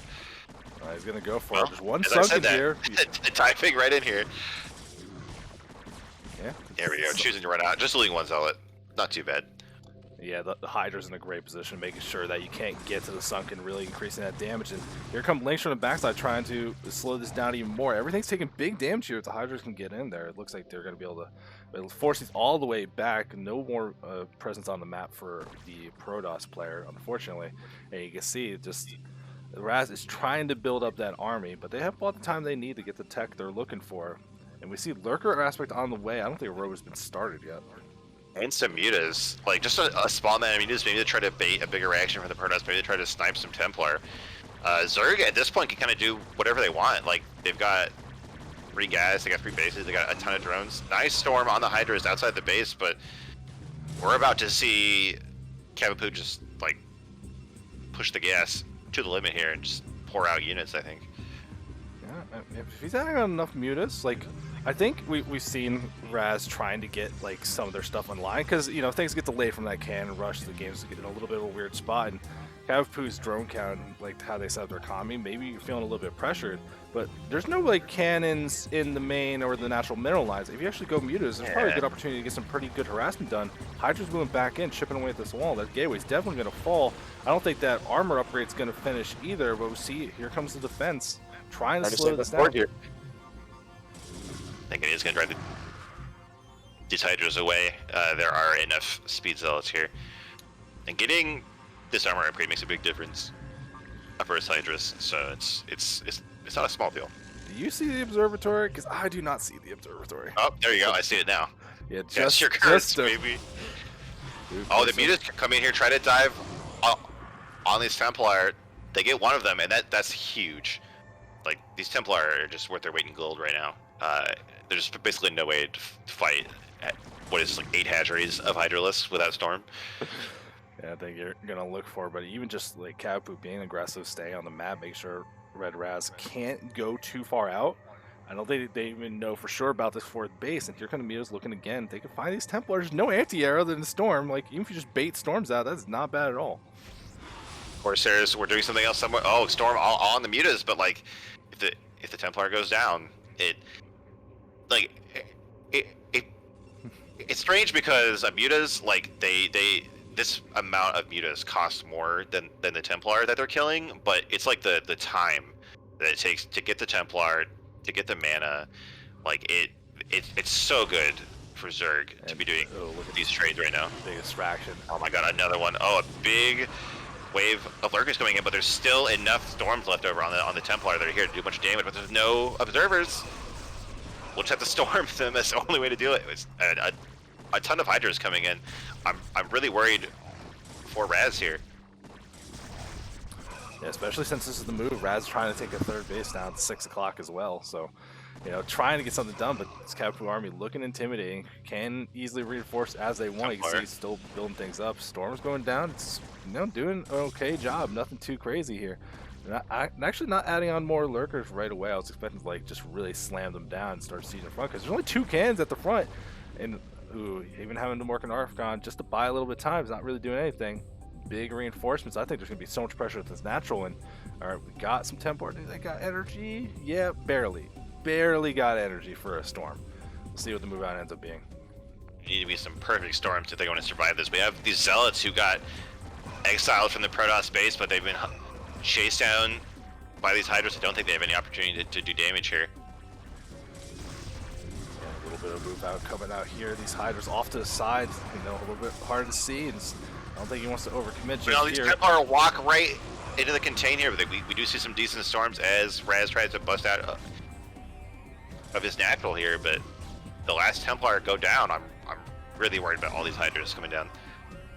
Yeah, I mean, we see the Zergs ahead of supply. That is never the sign you're looking for, and we see the Hive on the way as well. So this is going to be like, I think you get past this point in the game, you throw on Cracklings. That 3rd base that Nexus made, like, he can't even attempt to transfer stuff there. He's like, I hope he just never attacks it. But exactly, I feel like you don't even make cannons at this base, because like no amount of cannons is going to save it. I think you just pray that it doesn't get found. It. Yeah. Hey, if you don't have to mind that much before it at least turns into some level of profit, right? Like, you just hide it, hope for the best. Although that is not exactly super hidden. I think that would be very easy to find if you want to. Defiler Mound on the way, that's gonna be so useful for sieging this base if you just keep him in the natural like this. So this could be, it's looking really good for Cavapoo, and I think Red Razz is gonna have to do something to get their way out here. Corsairs coming from behind, trying to do a little bit of damage. Even if you kill the Overlords, though, it's like, it's not going to tremendously supply block. You're not building DTs to try to like sneak out some shenanigans. They can just buy a lot of time, even having to kill his own cans just to give him some more mobility outside his natural. The Cavapoo keeps rallying things forward. His army is just getting more and more intimidating. Exactly. Like, Razz is getting like decent trades each time that he tries to move out, but it's just not good enough. Oh, I think this base, yeah, the 3rd base was discovered. A few Hydras here, that's going to be enough to shut it down here. Oh, we have another Nexus trying to be built here. Razz is just trying to find some way to get ahead in this game. By the way, this is my least favorite thing about lurker contains, like how hard it is just to get your units not to suicide.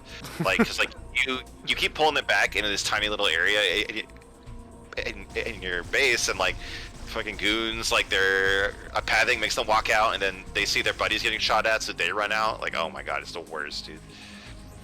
Yeah, it feels just awful here. It's like, it's a little bit better maybe if you have Reapers, you know, give yourself a little bit more to work with other than just Storms, but still, it's just so difficult to get through. By killing his last cannon to aid his flow out of his base, we're seeing one more attempt at escaping. Nope, never mind. Turned around. I mean, look at that mini map outside the natural. Like, you do not escape this base. It's impossible. There's only a couple Templar here. They're too far back to even help with the storms. You keep trying to get baited out. One storm goes down, but it's not hitting the things you really need to. You need to slow down some of these lurkers, and that one only getting a little bit of damage done. It's going to be too much, and you're buying time. Consume's about to finish up. There's going to be Defilers and Dark Swarm very soon. Yeah, I think this might be the last gas for the Protoss player here. Like Razz is not going to have too much to rebuild what's being lost here, and Cavapoo is just forcing him further and further back into his natural. Even with these storms, like there's just so much Zerg here to fight back. Yeah, all the Zells are basically gone. It's just Dragoons at this point. You can see that Contagion just getting worse and worse. And whenever that Defiler shows up, man, that's going to be a nail in the coffin when your defense is basically just Goons, unfortunately. It's just such a rough game to end up playing how it went. I think it is like, does it go back to that cannon rush that it just gave the opportunity? It's like, oh, you can't punish me, I'm just gonna go crazy with drones. yeah, it was a nice way to catch up for Cavapoo, like a good way to take advantage of the Protoss opening. She had so many hatcheries for so many drones. Oh my god, look at the mini map. There's just so much Zerg, and like Cavapoo knows that he doesn't have to risk his whole army to try to kill the Protoss. Like, it's pretty much just make Razz leave the game. Oh, we saw that last game, and it is an effective strategy, but you know, it could definitely take some time. Another fight going out here. Not that many Zealots. Big contained still. You can't even move out because all these lurkers are all over the place, but that's just the Hydras up at the front trying to do damage. Cavapoo supply so much further ahead than Protoss in a way that you never really want to see happening. Plague's about to finish as well. Lots of lanes kind of getting thrown in the mix that will help out eventually as well. Dude's trying to poke out, but again, when it's just Goons, like, this is not the way you want to be fighting this army.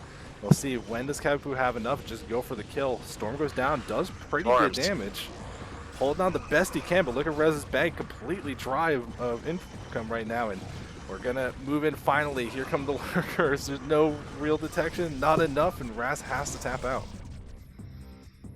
A dominating game there from Cavapoo. There was that second, third Nexus in the left, but they're like 5 probes at it. Like, it was not going to turn the game around. No, he had to put a couple cans there. That was not going to happen. But still, that was a interesting game one that we saw. The attempt at the cannon rush, but that's why I guess we don't ever see it, huh? Yeah, I just think like if the Zerg knows what to do, it'll like never kill them. Like, if they know how to get drones behind the minerals, they know how to get the sunkens. Like, it's just not gonna work. Yeah, I don't know how much the timing matters between like that not early hatchery we saw, the 9 hatchery, versus like if it was just a 12 like super greedy kind of thing. I don't know if that makes any kind of difference, but maybe. I know. Bill definitely seemed like it made sense for Butter. Weird map that played out a little weirdly. It's not crazy. It doesn't look crazy. Yeah.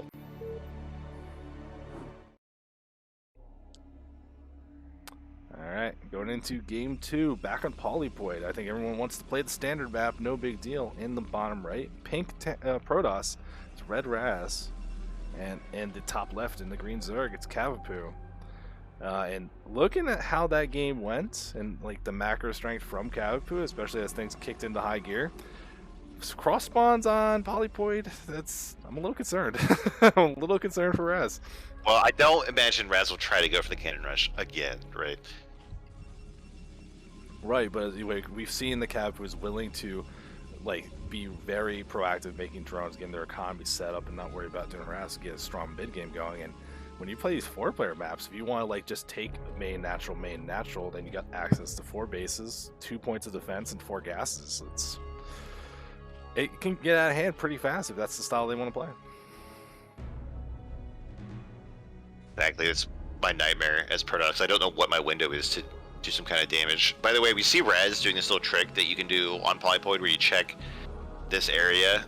That way you know that Zerg is not in the bottom left, because if they were, their Overlord would be in that position. So nice little trick here from Razz.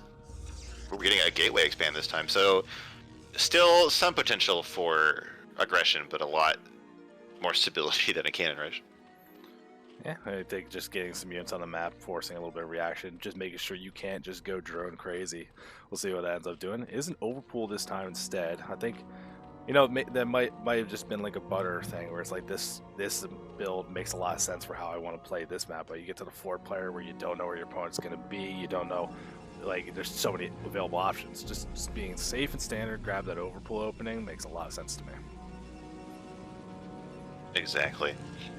We are saying that Natural Hatch about to go down? Yes? Okay, yeah. There we go. And the workers, I think, are going to confirm their thought of the cross spawns, which will buy extra time for these Zealots to be a little bit hard for them to get any kind of damage done. Cavapoo just has 1 set of Lings on the way, though, so we'll see what that ends up being. If it's just going to be foregoing any pressure, as this drone's going to get here soon and confirm that is the gateway expand. Right, I feel like in this scenario, Razz is just going to keep the Zealot at home, because like it's cross spawn, and we actually have 2 more Lings coming. Like, well, as I'm saying that, the Zealot, maybe? I don't know what the Zealot's doing, but like I feel like there's not much potential to get any damage done with these Zealots. You should just get the Nexus soon. Yeah, 3rd hatchery goes down up at the 12 o'clock. No gas taken just yet, so we'll see if it ends up being, again, that like lots of hatcheries before lair kind of style, or if we get something a little more traditional to get that lair on time and have the Spire available to fight the Stargate units. Yeah, and there's a gas, so don't think it's going to be that bad. We'll end up seeing it, though. I wonder, though, if you saw how that first game went, and it's like you kind of build your opponent felt like playing, do you go Citadel first instead of Stargate? Maybe. I mean, it's such a scary gamble to take, like, because if you're wrong, you just lose the game right away. And we even did see mutas in that game eventually. So it's not even like a that safe of a play, I think. Yeah, I mean, you always have the option to build Archons like later on as your mutas. Yeah. Cans will get you through without too much issue as well.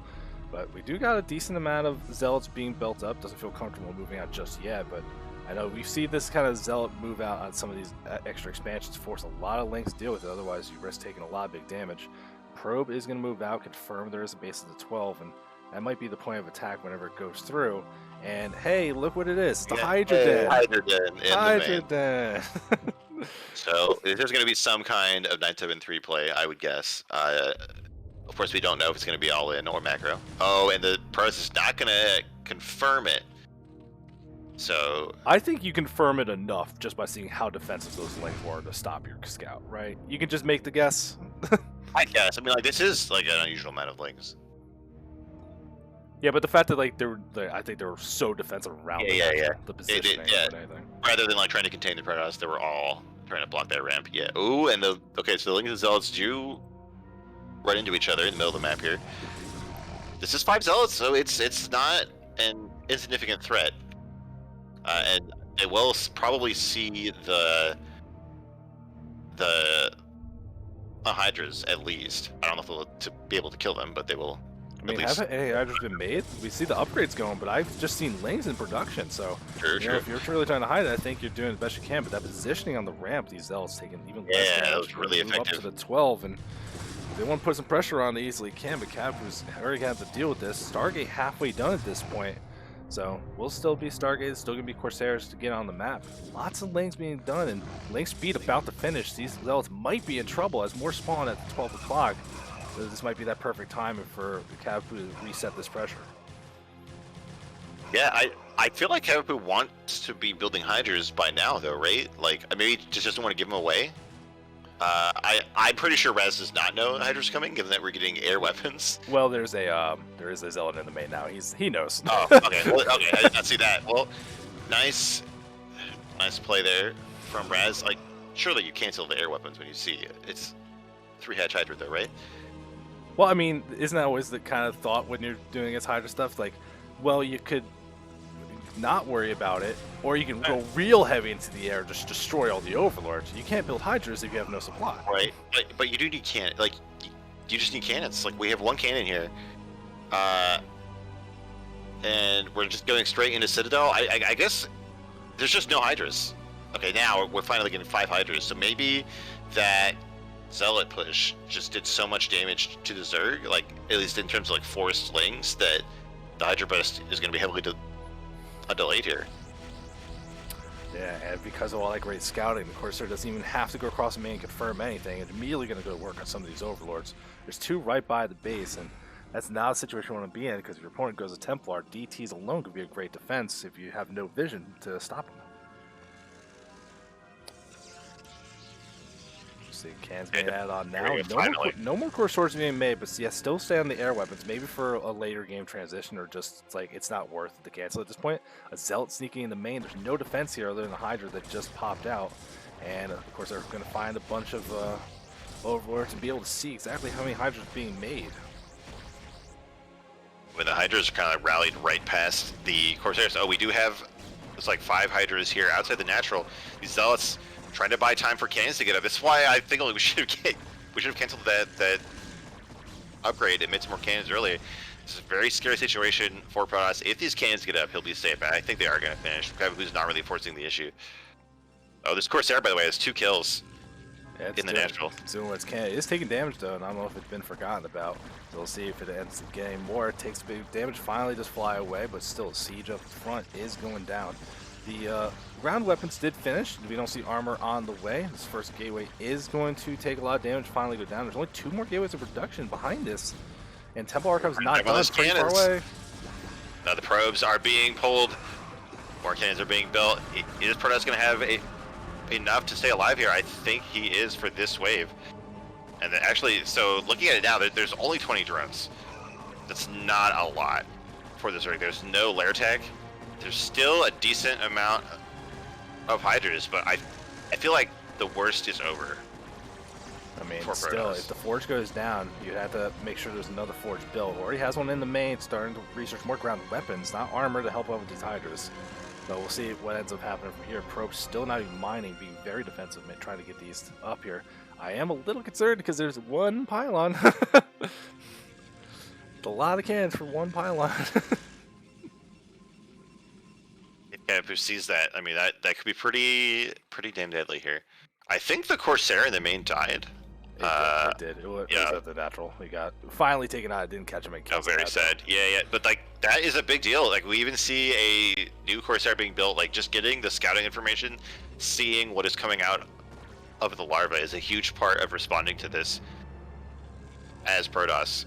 Meanwhile, we do have Storm on the way. We have 2 Templar coming out. We need to see more gateways now. Like, I mean, I know we need cannons too to not die, but like at some point you need to go back out on the map.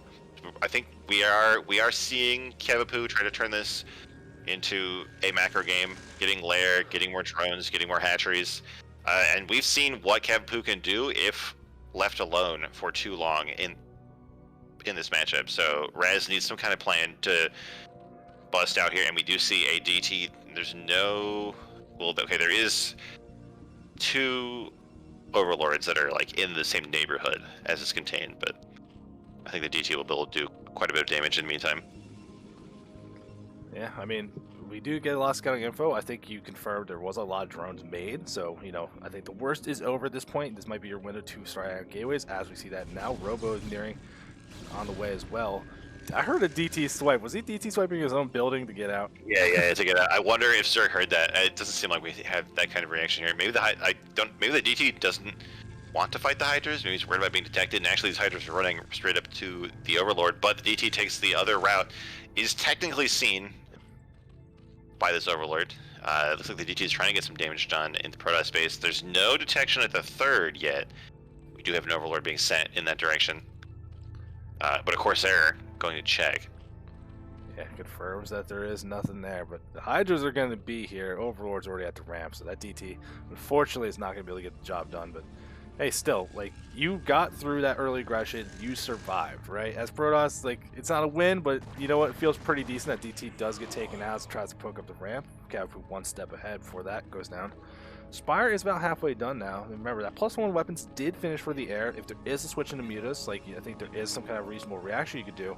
But there is a shuttle. Storm drops might be on the menu here, and we'll see if Scourge can end up finding them before they get killed, because I think that's the other thing. You look at that 12 o'clock base, you're ready for DTs, but there's a big pocket where you could throw down some Templar, get off a Storm. You might be losing them, but it's possible. Yeah, we'll see here. I'm just worried, like, if we throw away too many Templar early in the game, like, we won't be able to fight anything on the ground. So even if we kill drones and a drop, like, we won't be able to get a push done. We won't be able to secure a third if we lose too many Templar in the process. Look at this shuttle, though. There's 2 High Templar, a Zell, and a Dark Templar. This is a very meaty drop. Yeah, this is I would call it abusive. And I like that he's using that one Corsair to make sure no Overlord's going to see this, right? Like, he is clearing out the way. This Corsair takes some damage, but doesn't get taken out. And there's a giant shuttle, like the area of black on the map that is just not going to be seen. Mutas are being in production. There's one chilling by that newly made 4th base. Scourge are around as well. Playing a dangerous game. Hydras are going to start poking up the front again. Ooh, they got a Templar. That's a great pickoff for what we're seeing here. The shuttle unseen, moving into the main. Looking for some kind of damage. Yes. Dropping the DT Perfect. in the main. There we go. Yeah, this is great. Try to attack Zerg's awareness, multitasking, but the shuttle flies right into the mutas, which actually are going for the DT itself, which already has a few kills. A gigantic storm in the natural, and the second Templar is being brought to the third. Oh, Templar gets out. Do a storm. Oh my god. Beautiful. Very nice. Beautiful. Oh my god, all those drones ran into the storm.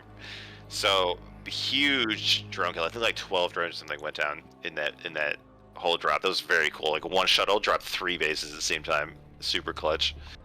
Yeah, that is a perfect way to execute that. It's like, you see the variety is like, what shenanigans are you about to pull? That's exactly it. Hey, he saw a couple mutas. He started making more Corsairs. Now that, wait, when did he cancel the +1 air weapons? That was like 95% complete. I thought that got finished. Yeah, I thought it finished. It must have canceled when he built like all those cannons, I guess. Oh my god! Like, he almost let it finish. Yeah, what a mind game. You kidding me? Wait till like 95% done and then chooses to cancel it or not. Now, lurkers are being made. We see a big force moving out on the map, but I don't see observers with it, unfortunately. Is there one? Yeah, I saw a somewhere? robo. There is an observatory. There we go. There is an observer just now leaving the natural of Protoss. Oh god, these mutas are back. Oh, they get stormed though. Not before getting at least one Templar. Yeah, so again, I'm worried about. Died. Yeah, yeah, there we go. I don't think Razz should commit here, but Razz definitely feels good. Like, Razz is getting his third up. Wow, Zerg made 19 drones in the time since that drop, by the way. Like, just completely rebuilt the entire... More than that, look, 46. They're winning at workers now. Oh my god, dude, can I rage for a little bit? That's so ridiculous. Like, it doesn't matter if you kill drones, you just make 30 more. It's... Well, I mean, you say that, but that means Cavapoo has 50 supply of army. I think when detection gets here, I think this might have been one of those. I'm hoping he doesn't attack for the next 2 minutes. If he doesn't, I'm great. But there is an attack. It could be enough to do some big damage. We do see a third Nexus being taken. But is there going to be enough to go through? Moving towards that 12 o'clock. Barely any defense here. A lot of Overlords being made. That's not defense. Oh, those are all Overlords? Oh my god. Dude, if I see that as Protoss, I'm going to be so happy. Like, I'm worried they're all Hydras or something. They're going to surround me. But still, we have the Goon's greatest enemy, the ramp here. Oh, big storms on the Hydras. Yeah, I just think the Protoss can't get up this ramp. Like, if the Protoss army could get into the third, it would be great. But with this extremely tight SimCity, the Goons literally just can't walk up the ramp. So this base is going to stay alive. Yeah, honestly, like, you were even just seeing, like, Cavapoo was really trying to maximize everything. They had lurkers over at that 4th base, and they took them to defend the 12. Like, they didn't leave a couple there for anything. Like, really being stretched thin, trying to defend the best they can. Zealot did poke in up at the 12, gets taken out almost immediately. We do see a pro moving towards the 3 o'clock, so I think the 4th base might be on the menu. A little strike force of Hydra is probably trying to shoot down some probes, but they unfortunately run into the retreating army of Razz here, so nice play from both players. Yeah, Cavapoo, when he gets into the late game with all these drones, it's like, did they come from StarCraft 2? Is that how they're like learned how to do this? Just like, no, it makes sense. All this money because their gears are really strong. Oh, I have so much PTSD from StarCraft 2 PvZ where they have like 100 drones and you just can't stop them. Oh my god. And Queen's Nest on the way and a lot of hydras being made, so we might be seeing that move towards the hive tech, towards those defilers, and we saw how effective that was last game. Even if you didn't even have to use the defilers, but just the big economy, putting yourself in your opponent in a bad position. At least there's more bases being taken. It's not all contained to one choke, so Red Razz should not be in such a bad position where they can't move out. But we'll end up seeing where it goes from here, because this economy is so strong, and the supply, even at this point, is basically tied up. That is a terrible sign. Yeah, I don't like. I feel like Razz is doing all the right things strategically, but Cavapoo's macro is just so strong that they just keep rebuilding, like no matter what damage they take, and they just this is so ridiculous. Like the supply is almost even. I think they're light. Razz is light on gateways, right? For like 4 bases coming up on. I think that's light for gateways. Yeah, I mean he's like a few more. I don't know. That's probably part of it. We have. Did we see another drop? No, just a zealot. Yeah, oh, there we go. We do have a storm drop heading towards the 12 o'clock, but also a fight in the middle of the map here. Yep. The Hydras will have to retreat. Oh, and all the Hydras leave that 12 o'clock base right as the drop is ready to come in here. Oh, perfect. We can do more, but we've seen how little that actually did last time. Faster reactions. Yeah, super fast reaction from Cavapoo, and now Strop is definitely in trouble here. Oh, don't hang out where you can't get out. Scared will definitely be coming. Oh no! Just in time. The Hydras do show up in the natural. Spore Shuttle's gonna get bullied here in this little pocket. Oh no! So like there is a space where you can sit where Hydras can't shoot you, then the Squirt will show up, as we discussed. But in the meantime, Razz is going to this 9 o'clock 5th base. They're taking advantage here. If we can get up the ramp, we'll at least be able to shut down this expansion. But we're kind of getting stuck here. We're not really committing to it, and this is giving time for Cavapoo to get up here. Yeah. I mean, it's actually top right. That Nexus over at 3 o'clock did finish up, starting to get some info, but the Overlord's right there. It sees it, so it knows that there's another point you can start attack. Yeah, the shuttle is still alive. Like, where are the Scourge to kill this shuttle? Like, you know, we've seen Scourge in production. I just don't know if we thought with all the action going on, they've been set over. Oh, here they go. Rip. Perfect. I just caught the explosion. I wanted to shield my eyes. You know, I've seen enough pain in my life. I don't need to watch it. Exactly. Oh god, we're in this nightmare phase of the game where Zerg just keep making hatcheries on different sides of the map, and Protoss just can't kill them fast enough. We do have a lot of bases up for the Protoss as well, so I think we are going to get into a super long game here. Like, both players are very stable. Like Razz is able to get some harassment done, but not really kill any bases. Yeah, I don't know where you'd want to attack, because like, if you see these like attacks to 12, like going for the 9, these thin ramps are really the problem. And it's like, I guess maybe you could do that mineral third that's outside the base, but that's a low value target. It's not really what you're looking for. So Razz is kind of moving around the map trying to get something done. They at least stop that top right base, which is nice. But like, what else are you going to be able to get done here? Because you don't want to just let this keep happening where Cavapoo can do whatever they want. As the supply is still, even at this point, Hive Tech I believe is done. But we're working towards that late game super defense. Reavers are in production. Off 2. Yeah, this is what I end up doing in my PvZ. Is like when I can't kill the Zerg, I just build Rivos at each base and pump out Reavers. So we're gonna see. Hopefully, Razz will do it better than I do. But I do think this is gonna get into a very long game here. We have this fight going down on the left side of the map. Razz trying to threaten that base again. There's not a lot here concentrated for Zerg outside the base, but oh my god, look at that ramp. That you can't get up that unless you have like the most perfect storms ever. Well, a small attempt to take another Nexus. Not a big commitment, but it does trap some units off to the side. There's an opportunity for maybe some kind of counterattack. Some links gonna go to that top right section. If they kill that Zealot, maybe that's the expansion. So many links. Jesus Christ. Oh, we need some clutch storms here. These links will chew through all of these goons. We have another shuttle that dies to Scourge. Yeah, I didn't get to see what was in it, but you know that's not exactly Yeah. the thing you're trying to look for here. Exactly. There's some high tempo, I think. So again, like I just don't think Razz can bust anything. I think Razz just has to sit at home, pump out those Reavers, starting to get this like super late game like Reaver, Archon Templar comp here, and just try to outlast the Zerg. Yeah, we do see adrenaline glands on the way. Plague being researched, so. Or no, not plague. That's shuttle damage. They have kind of the same way. God, oh wow. Yeah. Actually getting the damage for the Reaver. I guess that makes sense. Does that Yeah, let them I mean, one-shot workers? Yeah, I think like if they directly hit the lurker, it'll be a one shot, but like not with splash. But like I mean, it just makes sense. Like if you're going to be mass producing a Reavers, then it just makes mathematical sense to get the upgrades. We see Razz getting the space in the top right, keeping their army nearby, and this is gonna be good because we see Cavapoo just like No Reaver, no. mini-map rallying everything over. There's a shuttle trying to drop a Reaver and a storm up at the 12. It got stuffed off. Good storms though at this fight that's happening on the right side of the base. Lanes can reinforce so quickly, and adrenaline glance is done. Burrow being researched is gonna help out. A lot of the Zelts have died, and I think the Cavapoo could just reinforce very quickly if they want to. Red Razz is really trying to hold on, wants to control that side of the base here. I see a lot of drones died, I think, from that storm drop up to 12. It's hard to keep track of what's going on now. It was not too much. Meanwhile, though, we have huge storms on this army in the top right. Like, Razz needs the space to stay alive to like control the future of this game.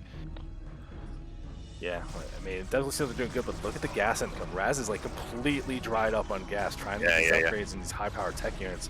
It needs to get something done there. There's a scout in production. What?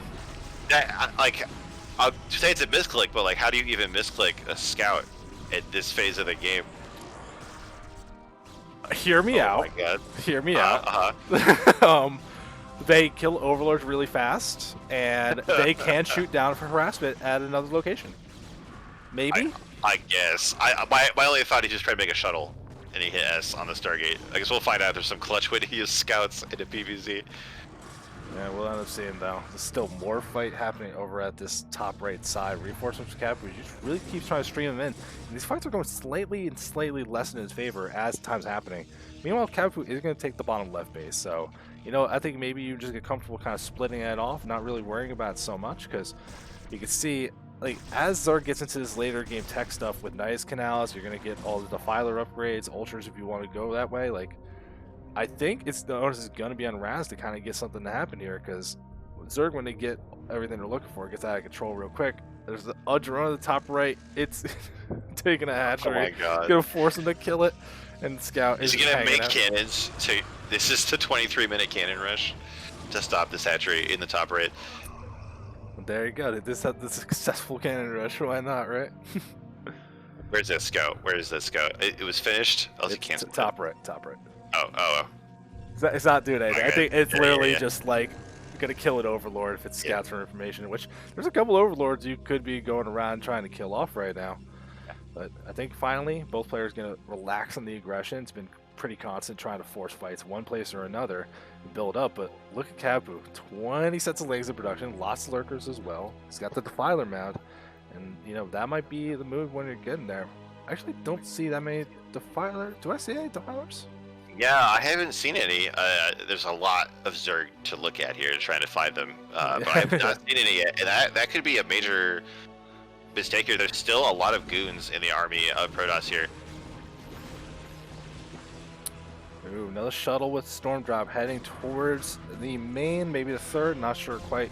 There's a small fight outside the third base, and here comes that Storm Drop over to the 9. Here we go, big damage. Very nice. Of course, there's still tons of drones in the Zerg bases.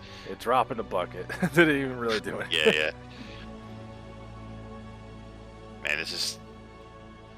I feel like this is like such a stressful situation for both players. Like, one bad fight could wipe out your whole army. You don't know if they're expanding in dark parts of the map that you can't see. Razz is going to try to clear out the bottom left, but I don't think you can do this without Reavers in your army. Like, trying to go up this ramp versus lurkers with a Nidus Canal, like, just forget about it. And we're seeing this huge pull on the map from Cavapoo, but Razz is positioned to stop it as all these links try to run in here.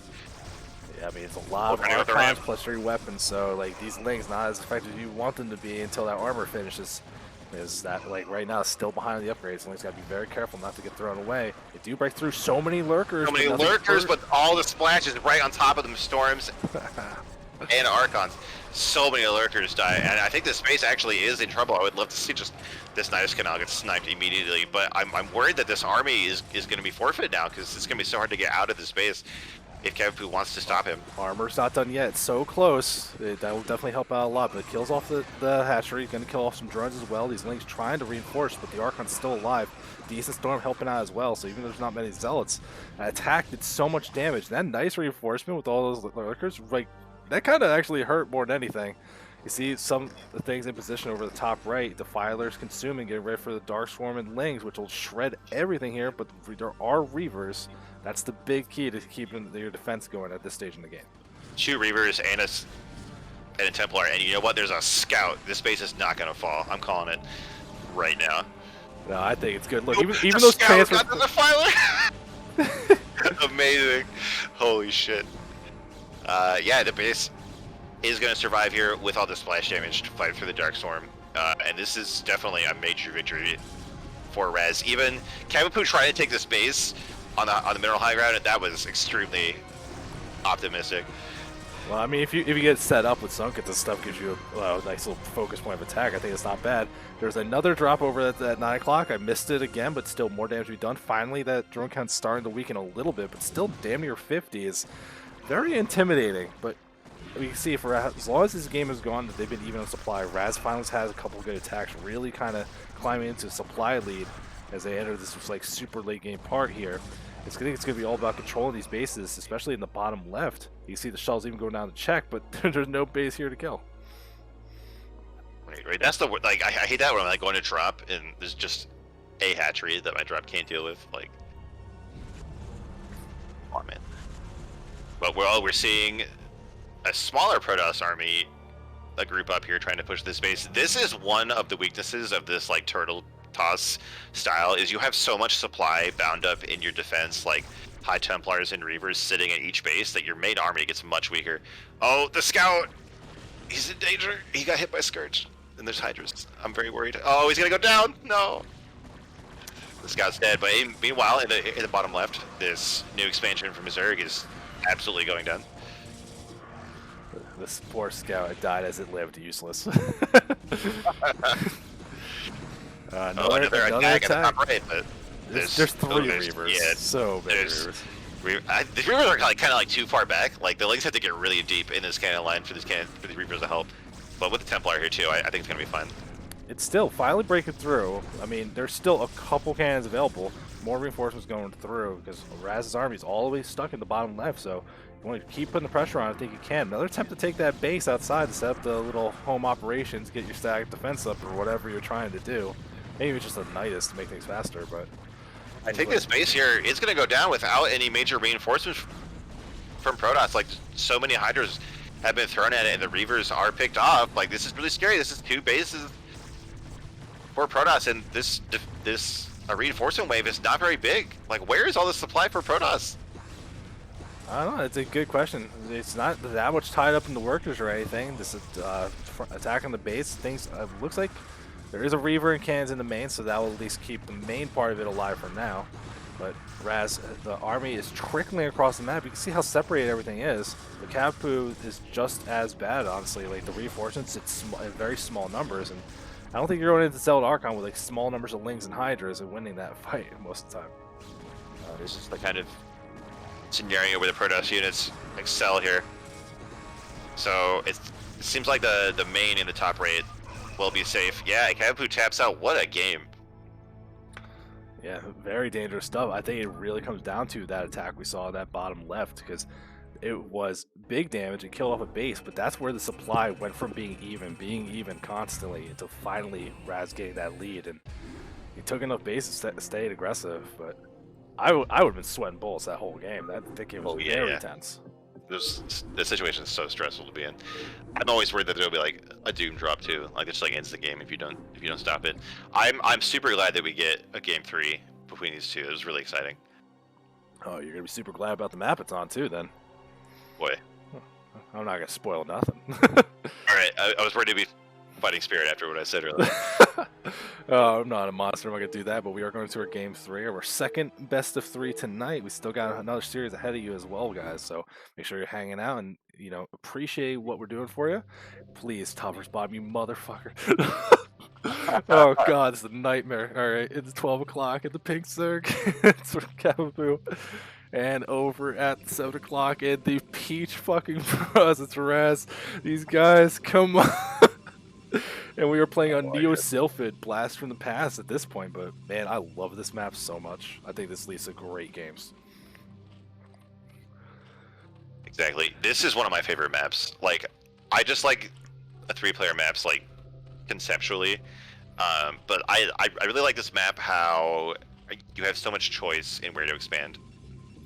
I feel like there's so many maps where, like, your expansion setup is pretty much mapped out from the beginning of the game, but here, like, you can choose the mineral only, you can choose the like middle bases, you can choose like the like distant high ground bases with gas. Like, it's very cool.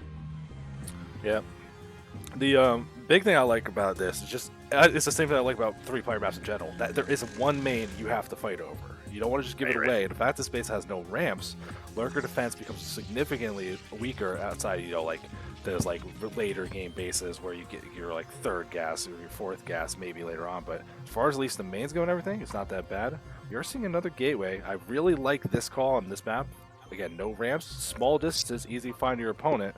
So I like what we're seeing here, and it looks like it was an overpool opening from Cavapoo. Again, expecting the aggression, might as well not get caught out with the shenanigans. Right. That is one of the things about this map is the brush distances are short. The natural and the main do not feel particularly safe. So we do see a lot of aggressive play here, and like that is a big gamble with the gateway expand. Actually, like, of course it is an aggressive build itself, but it's not as safe as Forge Expand versus like 9 pools or 9 pool speeds or things like that. Like, it's doable, but it's much more stressful. So it's a good insight into the mindset of Razz, I think, to see that he's still going for the gateway expand. Well, I mean, players at this level, they're not going to fumble the micro, they're not going to lose their zealots in any silly way. And I'm just like already seeing with the scouting probe, I'm going to miss stuff. I'm going to miss stuff so bad observing this game. I'm stressed about that right now. It's like drops and mutas and scared. I'm going to just miss everything. Do you see links being made at this point? Probe going to try to leave. It's like, I think it's going to be hard to keep it alive if you're really trying to force the issue, but still you see some of the information you're looking for. And these zealots can probably get in, try to do something if you're looking for that as well. But, next is going to be starred. Nothing looking too unusual for Razz. And Cavapoo's got a decent amount of lings outside the natural. If they can deny his scouting, maybe they can do some kind of weird play again. Yeah, we'll see here. This is a much earlier gas than we've seen from Cavapoo, so definitely a different opening here. Yeah, getting the link speed and then cutting right off the gas immediately. So just wants to make those links more effective in this kind of map, which for how small it is, and again, like it's a big thing. I'm gonna keep saying the fact that there's no ramps makes getting surface around areas really being aggressive a lot more potent. You can see because that probe wasn't scouting as actively. I don't know how much of this move out it saw. Yeah, I don't think these links we're seeing. We do have 3 zealots. They're not quite tightly placed in the gap here, and they will have to micro to avoid this gateway going down to these links. This is very stressful. I hate this situation when I'm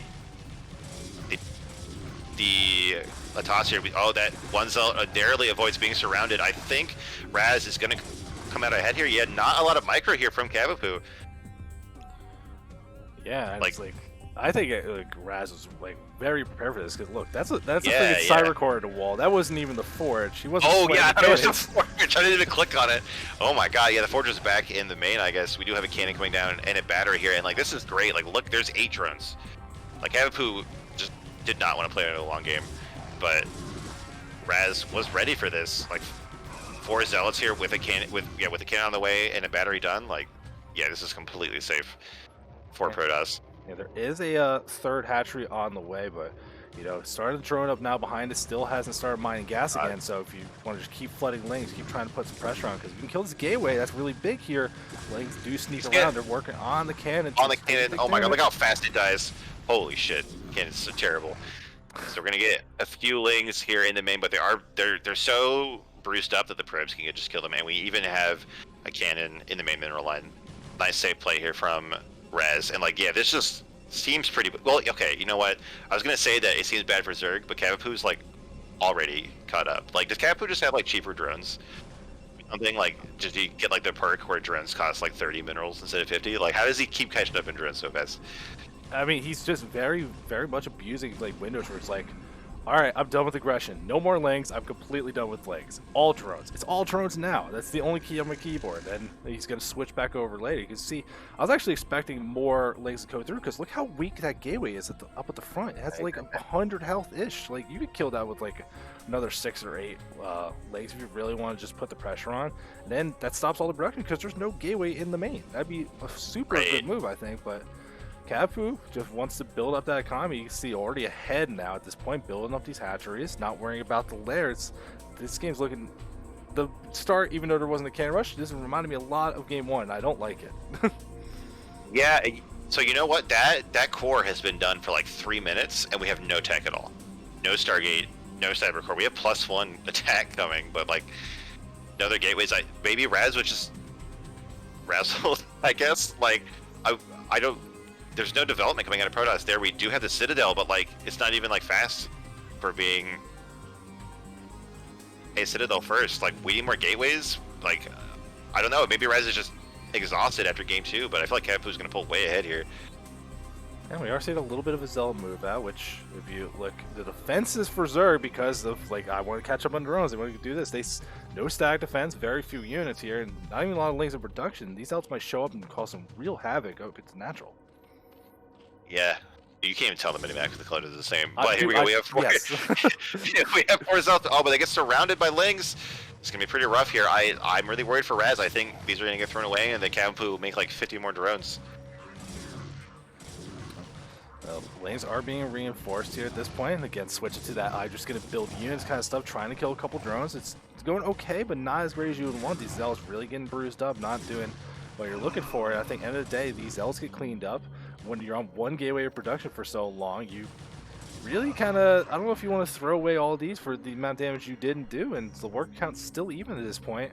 One Zealot's checking around for that base. I don't know, did Razz, it has not checked that top right base, so not fully aware of what they're dealing with just yet, and production's really slowed down. More gateways being added in the main, but there's a big opportunity for a counterattack, and look at all the lanes moving across the map. Yeah,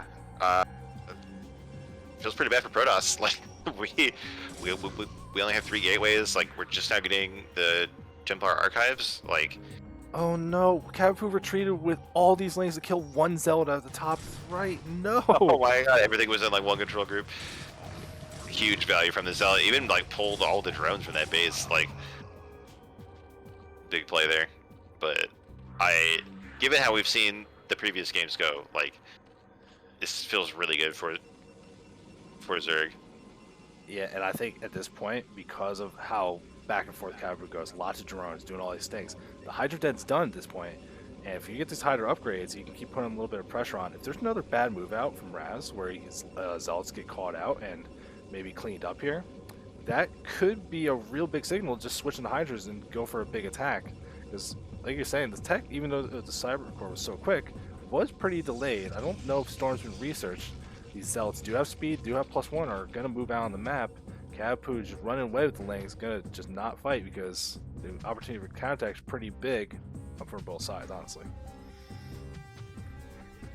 Exactly. We are seeing range attack. We're seeing Hydras start to be made, moving into that mid-game army comp, but there's actually no layer yet. So it's closer to that first game, I think, in terms of build.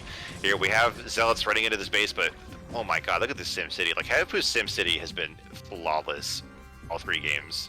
Yeah, Like, just the most obnoxious yeah. placements on everything. Does go through. They are going to move through. Remember, +1. They're going to shred through these links so quickly. Drones in production. Cavapoo thought he was safe. Look at this madman. Just he's like, yeah. You can kill all the drones you want. You're never going to kill them all. Apparently, we do see more reinforcements moving across. I do see a DT in production. I don't know if that's actually on the map yet or not. Storm is on the way as well, and Cavapoo, I don't think they've even started that lair yet, right? No, I don't think so. Just pure hydras at this point. Oh my god, look at how perfectly these drones are blocking in this choke. All these Zelts are going to get forced out. I really hope Razz keeps these Zelts alive, because even if you can't get damage with them directly, they make your next push that much more threatening. But I think he just desperately wants to kill as much as possible right now, trying to force his way back in this natural, but still the drones are drilling. And honestly, Razz is like not something we say very much about the coaches when they're playing this, because they're so high level, but you see all the focus on the micro. The macro actually dipped pretty significantly for a bit, which when you're trying to get your Templars, get them to have energy so they're ready for storms, that's the one thing you really don't want to be delaying on, unfortunately. But honestly, that Cavapoo defense though is just immaculate, man. Imagine that's your coach, he's gonna teach you how to do that. I'm not playing in this league anymore. I'm not dealing with any of that crap. Lots of hydras being made now. Cavapoo unleashed on the map, wants to try to go through. There is a DT moving around. I don't think it has revealed itself just yet, but if you can find some kind of big opportunity to get some damage done, that'd be nice. I don't know where you do it though. It looks like there's overlords at every base, so There's no chance. No chance. We do finally have that lair coming in the. Oh my god, we got Maelstrom. Where's Dark Archon though? Yeah, there's Dark Archon. Okay, did Cavapoo alright. see it? I see an overlord moving away. Did he see it? I don't know. Oh man, that'd be really funny though. And look, even like taking a Nexus over at that bottom right, like this is Okay, here we brings go. a little desperation. This is how Razz gets back in this game with some clutch spells here. Well, he's got energy for Storm. Storm is done, so could be the move. We'll see. As he's chipping away. Remember, he didn't rebuild that gateway, so that's very, very bruised and vulnerable. Going to be easy to break up. Trying to make some cans behind this.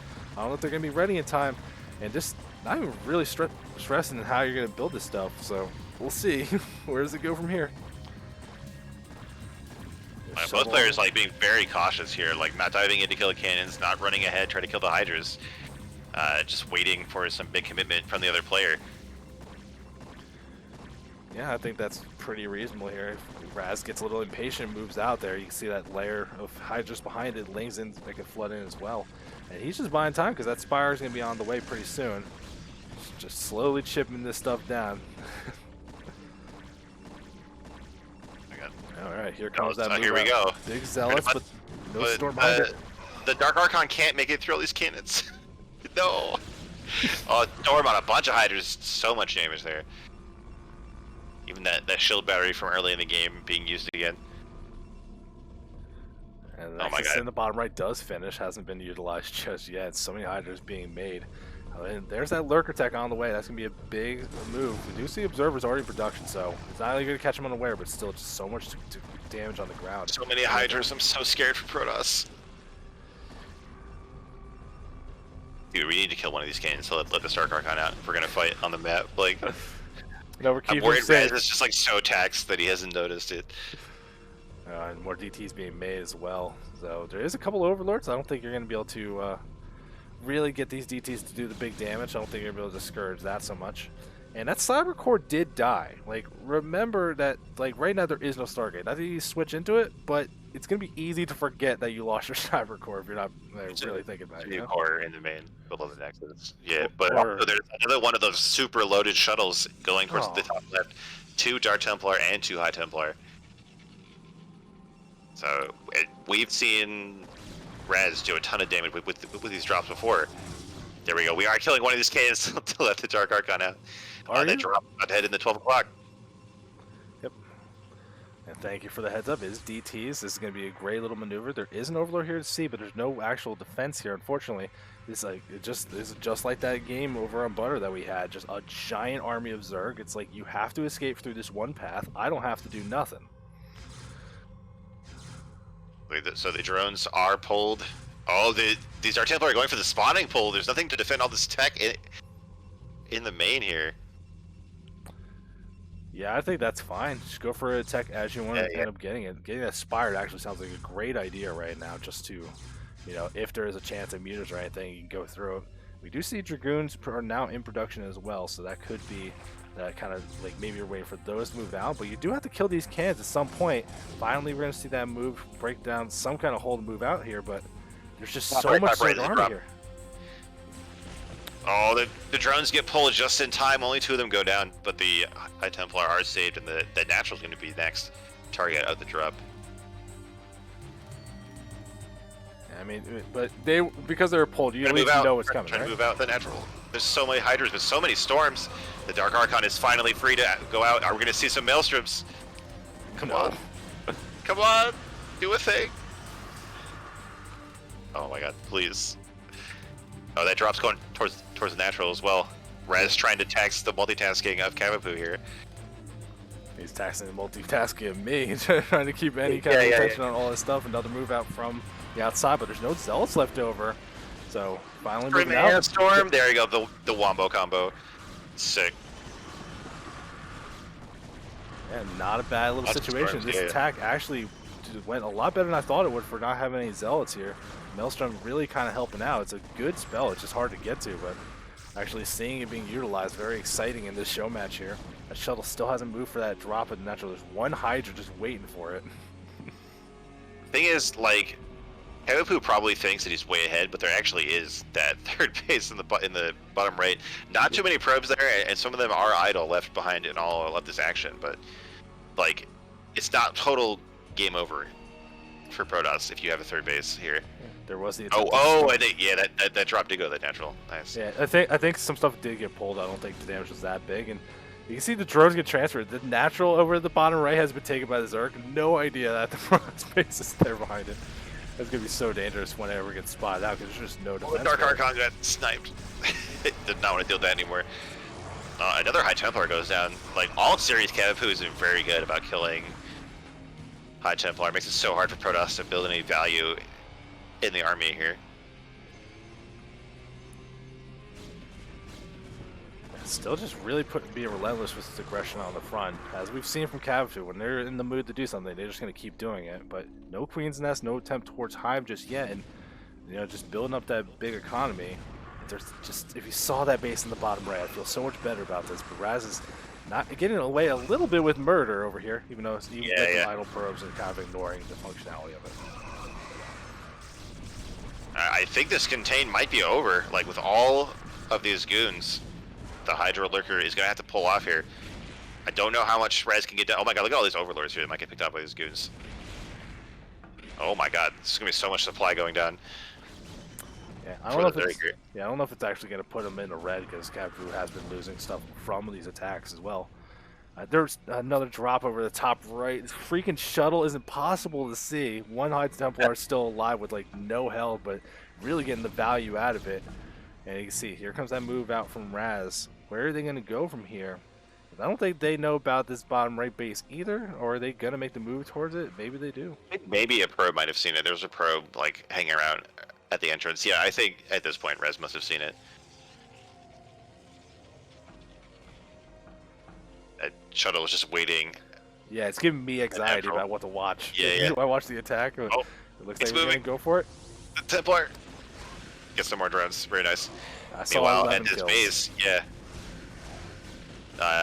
this base is going to go down here. Like, this is suddenly looking very good for Razz. It was super scary for such a long time, but with that drop and with this hidden base, like, I think Razz has pulled himself very far ahead here.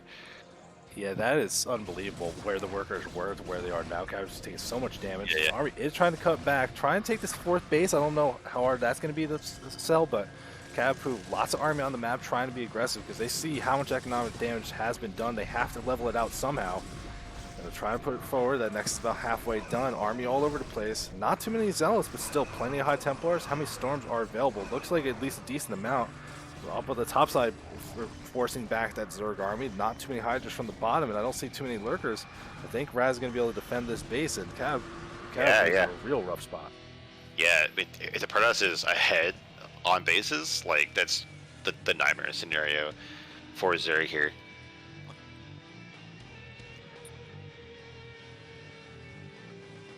let's see here. So Cavapoo is kind of stuck in that mid-game Hydra spam. Like we have a lot of players get stuck. Like they never feel comfortable going up to Hive Tech, especially with this mineral-only base here.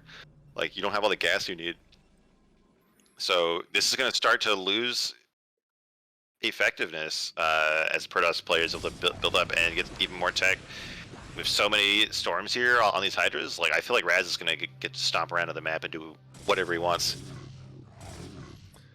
Yeah, it's like you can just see it's just Hydra at this point. Like still no Queen's Nest, still no Hive on the way. It's like you can see as this like Protoss army grows, the upgrades are getting better. These goons so good, especially with a little bit of support from these zealots. And like Cavapoo's just trying to hold on, but like you can't even slow down the push from going over. Whatever base they want to attack, I think you can easily work your way through it. And more storms going down, doing such a great job getting good meaty hits with these storms as well. These Hydras falling so quickly, and this Protoss army, I think they're going to be able to bust through this natural now.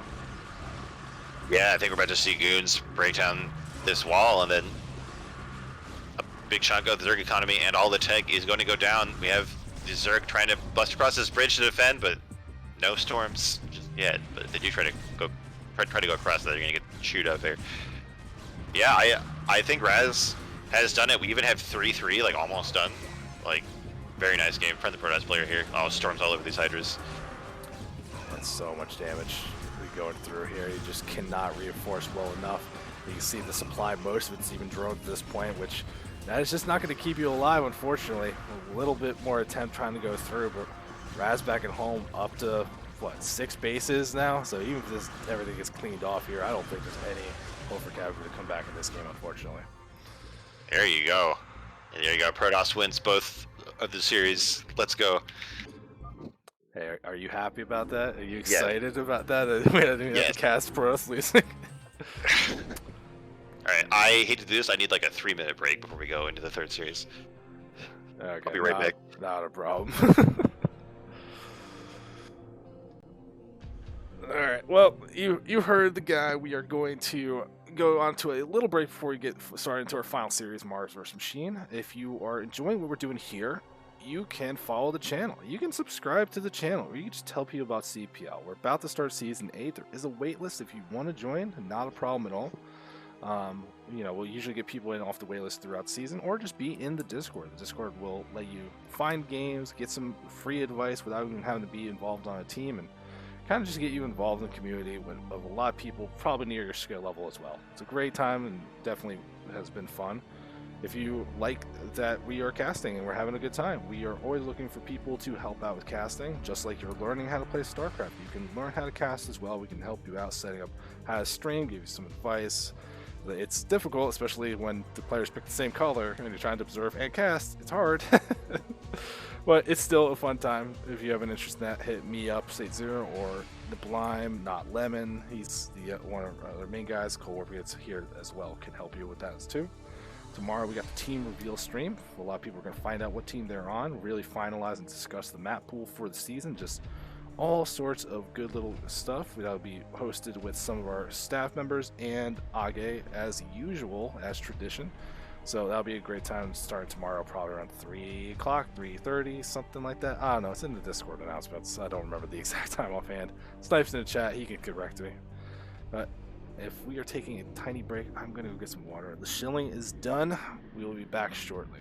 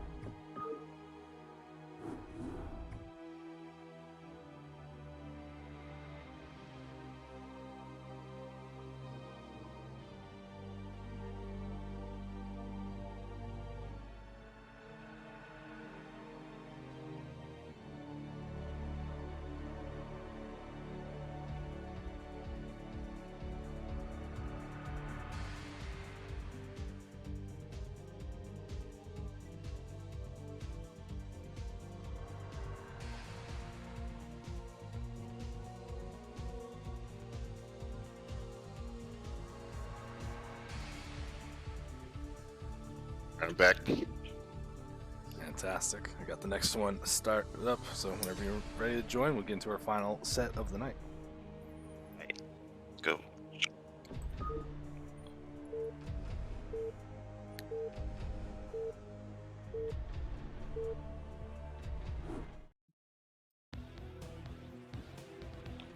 Okay. And final set. Process is done. It's real TvZ hours now. And we're starting on Sylphid, so again, get to see the exciting map right off the bat. At the 12 o'clock. In the blue Zerg, it's Red Machine. And in the bottom right, in the magenta Terran, it's Maars. These guys have been around. We talked about a little bit in passing, but I know Maars has been around forever. Machine, everyone knows Machine. He's a sweetheart, so I'm excited to see this match and see how it goes. So, you know, I think I got a little more skin in the game for these guys, even though watching Puros play is always the best. Yeah, I was gonna say we have two Puros casters here, so I don't know how much insight into TvZ we can do, but we do both like these players, so that's cool. Yeah, no, I got no real insights for you, but we'll see what these guys want to do. If I was going to guess a little bit about some things here, you know, Sylphid, again, I think we could see the opportunity for Machine to be a little bit aggressive. We'll see. I'm just gonna like guess. I don't think he's a two-hatch Muta kind of guy, but we'll see what he ends up settling into. Maars, though, I really don't know much about how he plays versus Zerg. If he is a bio kind of guy, if he's a Goliath build kind of guy, but you know, it's gonna be exciting to see as the game develops. Yeah, Maars was my coach, like, or he was a coach on my team, like 2 seasons ago. I think he just played super standard. Yeah, well, I mean, that means so many things nowadays, doesn't it? Right. He has so many options, but yeah, I wouldn't be surprised to see bio. I think because the distances to move are so short, because like you can really put some pressure on the times of like when you need to get sunkens, when you can cut off just a little bit of that time and maybe catch some windows, do some big damage. We'll see if that ends up being the case here. Maars is going to scout out now. It's looking, unfortunately, they're going to go the wrong direction. And we do see a hatchery on the way, pool behind it, so nothing unusual from Machine or Maars just yet. I don't think we've seen a gas in time for that, so it looks like it will probably be some kind of bio play. Yeah, I think so. Those that like Goliath build and like 1-1 opening, they kind of come and go in terms of popularity, but bio will always be good.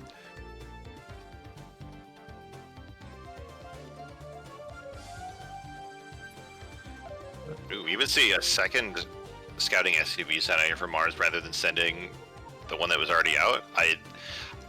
So I'm thinking like the only reason you would do this is to like seedlings coming on the way, because otherwise like the SCV coming from the other main would be the same time as the SCV coming from your main, right? That makes a lot of sense, but yeah, that sounds like a lot of little nuanced stuff that's like I would not be able to give you that answer. Yeah. But you know, we'll see how it ends up going. He's going to scout around, does see that the pool is done, but not any links, barely anything in production. And Commanders are on the way now, not building a bunker or anything, so I think making the right call the best they can. Should see, though, that there is some laser production and FS layer, so I said I didn't think it was going to be 2-hatch Muta. I might be wrong. I might be wrong. Hey, it might be lurkers. It might be. True. That'd be cool. If it is going to be lurkers, we're going to see that hydrogen come down pretty soon. Yeah, well, yeah. If you want to build it as fast as possible, yeah, we would be expecting that soon. But you know what? I could just be wrong. That is completely fine. I'm more than willing to see Muta play. I love watching it on this map. I think it makes sense. I just didn't think Machine was as much of a Muta guy. So, you know, just trying to play into the meta what I was expecting to happen. We do see 2 barracks about to complete. So, you know, just very normal kind of stuff at a turn. That a bunker finished like the second that those links showed up. Super nice timing for Maars. I do think that mutas are like especially good on this map because of the like cliffs around your base. It means that the air units can get like right up there before you can even see them because they block vision like that. Yeah, no, I think that makes sense. We do see the Academy before the eBay here. Wanted to make sure you're not missing any of your time and getting stim, getting range as soon as you possibly can. Spire on the way, so both sides. This is probably what you would expect to see in this matchup, right? Bio versus the 2-hatch on a map as small as this one. It makes a lot of sense here. So we'll see if the execution could go there. If Maars, you know, tries to skimp on turrets a little bit, or if you know he just does the thing you're supposed to do, and it has no problems at all. Still no eBay starters yet. That should be started relatively soon. Let me run into the natural mineral and just get an SCV for free. Super annoying there. Very nice pick off. Yeah, it's a beautiful little move out. Stim has been started, and we got these comp sets on the way. We'll be able to confirm what's going on. Machine is taking their third base, not the one close by. They are taking this one with the ramp where it has a gas over the left side. I think that's smart to do.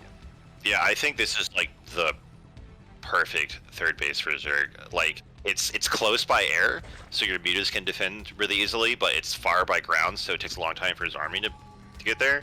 And like, it's a small ramp, so like two lurkers can hold it. Like, this is like the perfect base for Zerg. And there's a building being made in the natural that got canceled. I think Machine poked forward, saw that there wasn't a move out, and like made the decision to cancel instead. A bunch of mutas on the way and investing in armor upgrade. So we'll see, like, wants to really lean into these mutas a little bit more. It's pretty interesting here. Going up to 6 right now, and hatchery about to complete at that third base.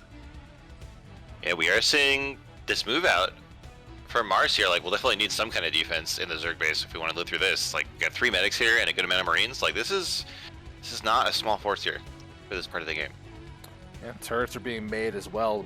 The main already has a couple in some pretty decent positions, looking like they're adding into natural, but Maars is not really pushing out very far across the map. We'll have to use his army to kind of help out with the defense, I think.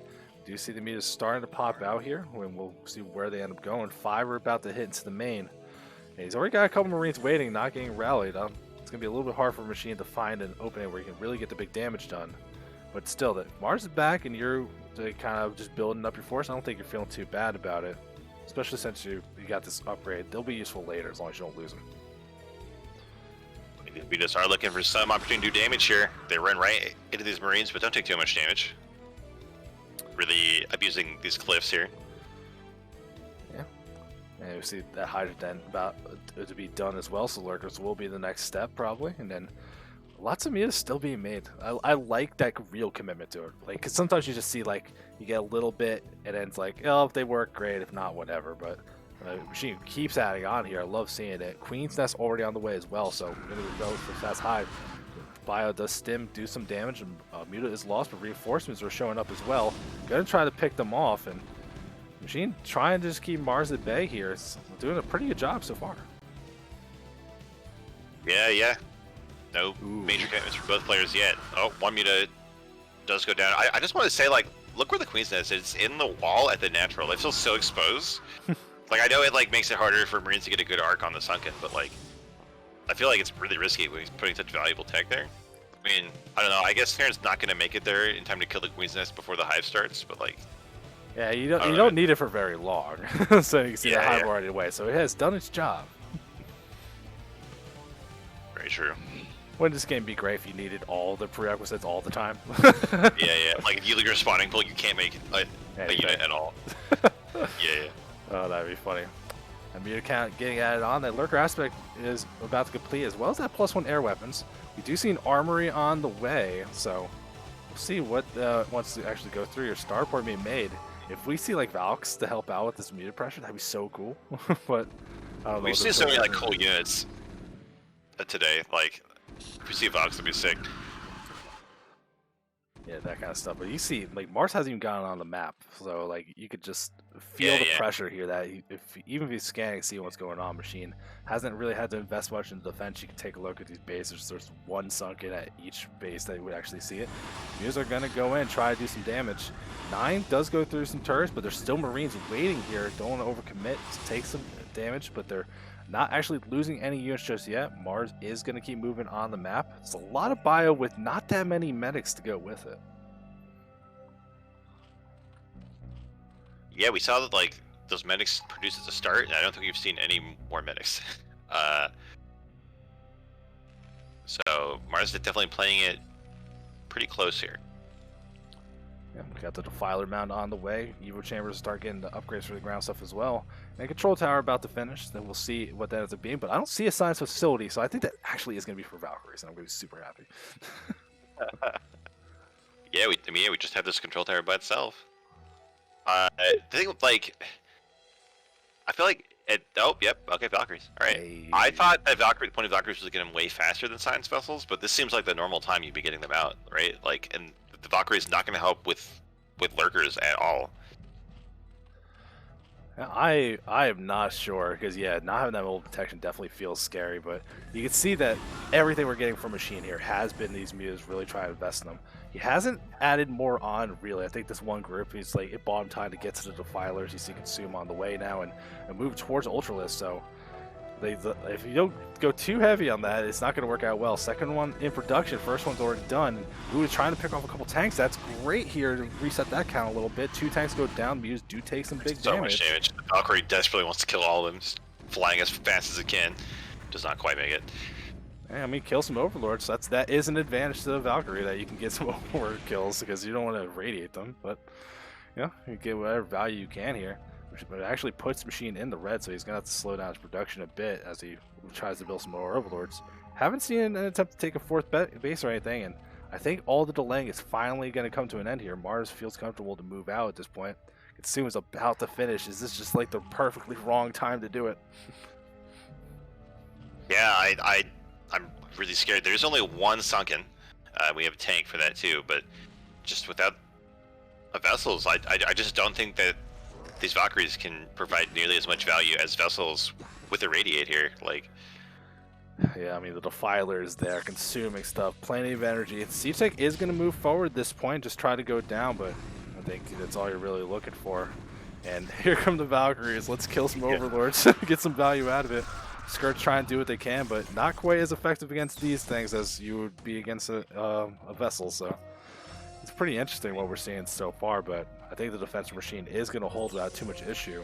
So what's Maars going to do from here if he can't break through the front?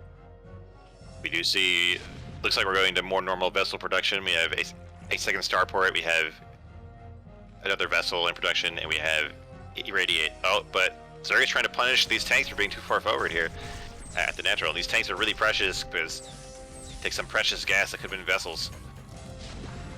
I mean, same thing with these Valkyries, up to 3 now, so really kind of trying to make use of these. Lurkers are going to keep moving forward here. Nice burrow. These tanks are kind of, they might get killed off here, and that's not the kind of force you want to be losing. There's a small force up at the top right, but there's already plenty of Lurkers there. There's a Sunken as well. That little group of Marines is walking into their doom if they try to push into that. In fact, we do even have one more Zerg base in the bottom left, already protected with a Lurker and some Lings, so even if Maars does find that, it's going to be not trivial to take it. Yeah.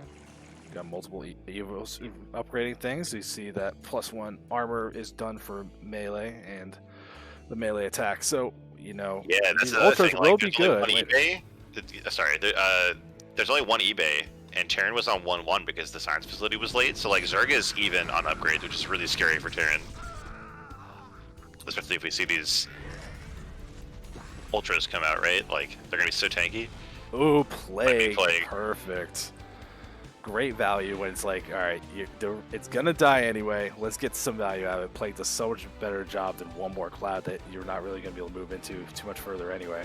So love that little move there. We do see spider mines being researched though. That's some big damage that could be good, but Lings make that a little terrifying. So Yeah. Hatchery being taken over at the bottom left. A couple of Marines are going to harass that down. Lings do try to spawn, but the Mutas will come here and save it. At least the move is known there. Maars taking their own third base up at that little pseudo high ground over by the main. So we'll see where that ends up going. I know the Blime has theories that if you take that base, you lose in most matchups. So we'll see if that one rings true today. Let's see. Yeah. Yeah, Zerg's army is getting so big here. Like, even with less supply, like when the Zerg supply gets this high up, it's very scary. Yeah, we'll see what ends up. Valkyrie's still scattered around again, so it's doing on all these mutas, so that's going to be one free kill, unfortunately. Actually, the Valkyrie's doing more damage than I thought it was going to do, but the mutas do clean it up. So, and I see a little Marines who kind of pocketed around. Any potential bases might be taken, you know, maybe see those coming ahead of time. Machine does find one without any kind of scouting info in the top right, and this ground army is really starting to get intimidated, moving around a bunch. A lot of Ling Ultra kind of moving through, and killing off some vultures, gonna be able to put pressure on this third base. All these mines here. Oh, they get dragged towards the Marines. Oh my god, Spy Brand took no friends. I've said it before, I'll say it again. It seems like there's enough defense here that Machine can't force his way through this tiny choke, but still very scary for Terran. There is a CCO at the bottom that is gonna land. There's one Ling that could maybe stop it, but Maars is trying to take their next base. It will be at a mineral location, which is not ideal, but it's completely fine. I think it's gonna work out okay. Mars' army, though, is growing in power, but so is Machine. Look at the supply, not that bad. The barracks are lifting off in the main of Mars. We're seeing vehicle weapons being upgraded. I think we are seeing a switch to mech. I don't think I've ever seen this kind of mech TvZ. I haven't seen it in a while. I haven't. Yeah, I have not seen this in a while. Yeah. But we need those factors to go down. Oh no, dropship over the side. Mutas are on patrol. They barely miss it. They're going to start dropping. Will they be able to kill it before things go down here? Drops right to Lurkers, so I think this drop is not going to be able to do any big damage. There's also a fight in the middle of the field. Ultra's trying to do the best they can, clean up some of the bio, so I think Maars lost a couple small engagements here that don't look out great. That actually evens the supply for Zerg, which is just terrible. Oh yeah, and it's going to take a long time for this new mech army to get online here for Maars. Like, he's even having some struggles, like actually getting the factories built. Like, this is looking pretty rough for Terran. Yeah, I mean, it will be good whenever it gets there, but you can see, like, Maars' gas, not like he has a giant bank available of everything.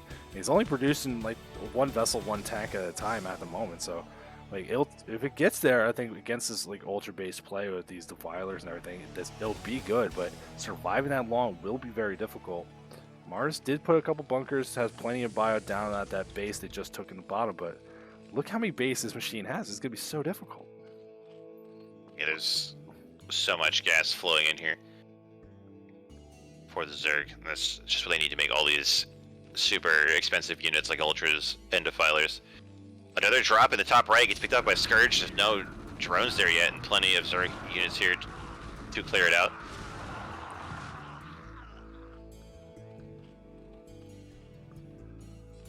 Still don't see that many factories. Like, I don't know what Maars, like, here we go. We see the fourth factory start to go down here, but, like, nothing is coming out of the barracks anymore. Like, I feel like you need to go hard on the factories when you do the switch, right? I'm not sure exactly how you get through it, but I know in the lives talking in chat that the bio didn't get to 3-3, so later on, if they have to get used, they're just not going to be as effective. And Machine's economy really starting to get pretty out of control here with the bases he's taking. You can see dropping resources as well.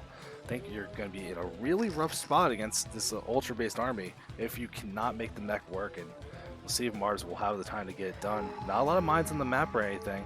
A lot of scans going around, a couple lanes moving towards the bottom.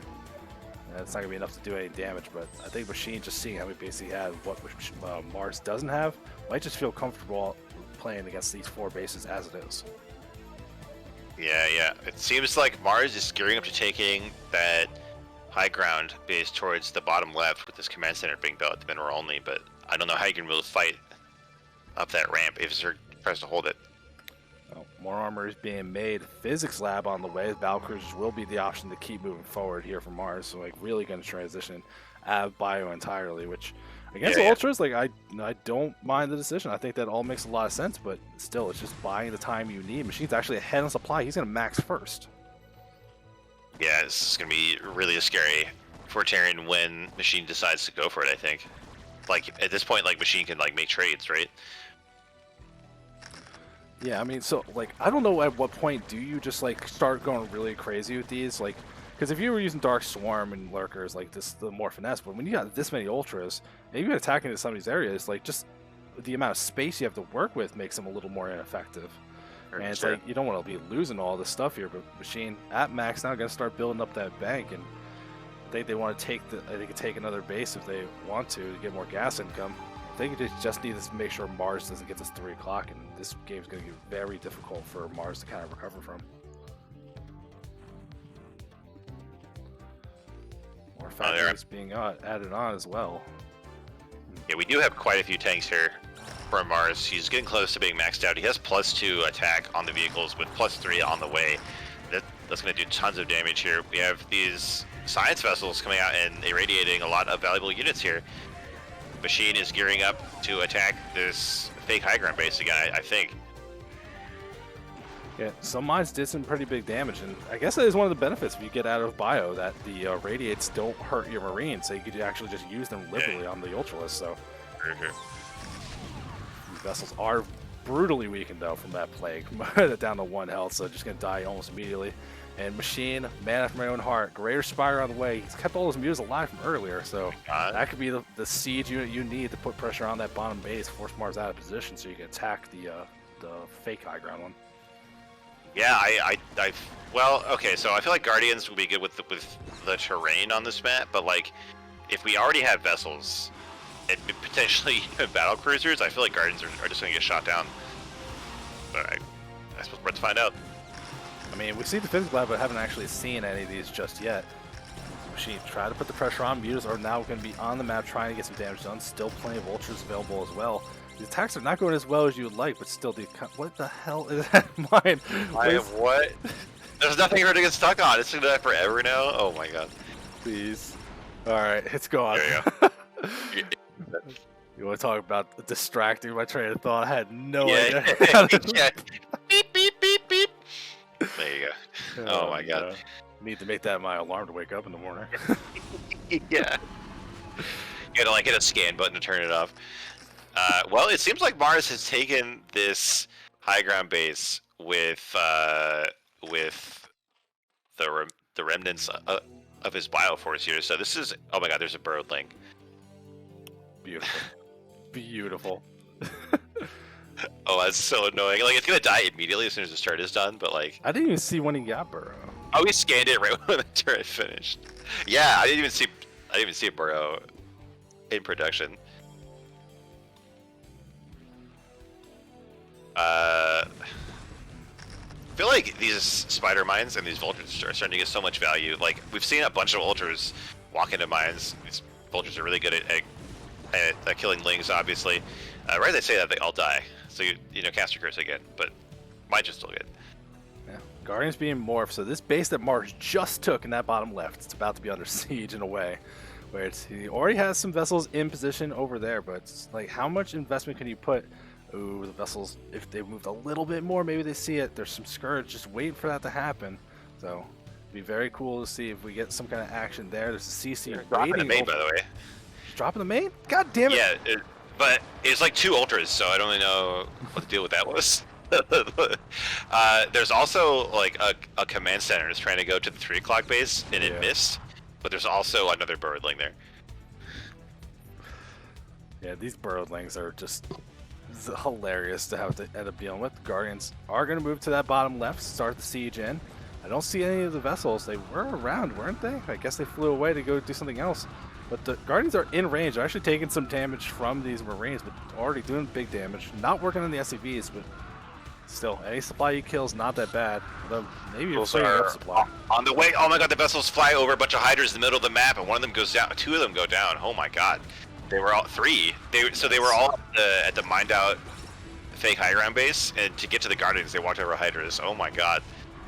Brutal.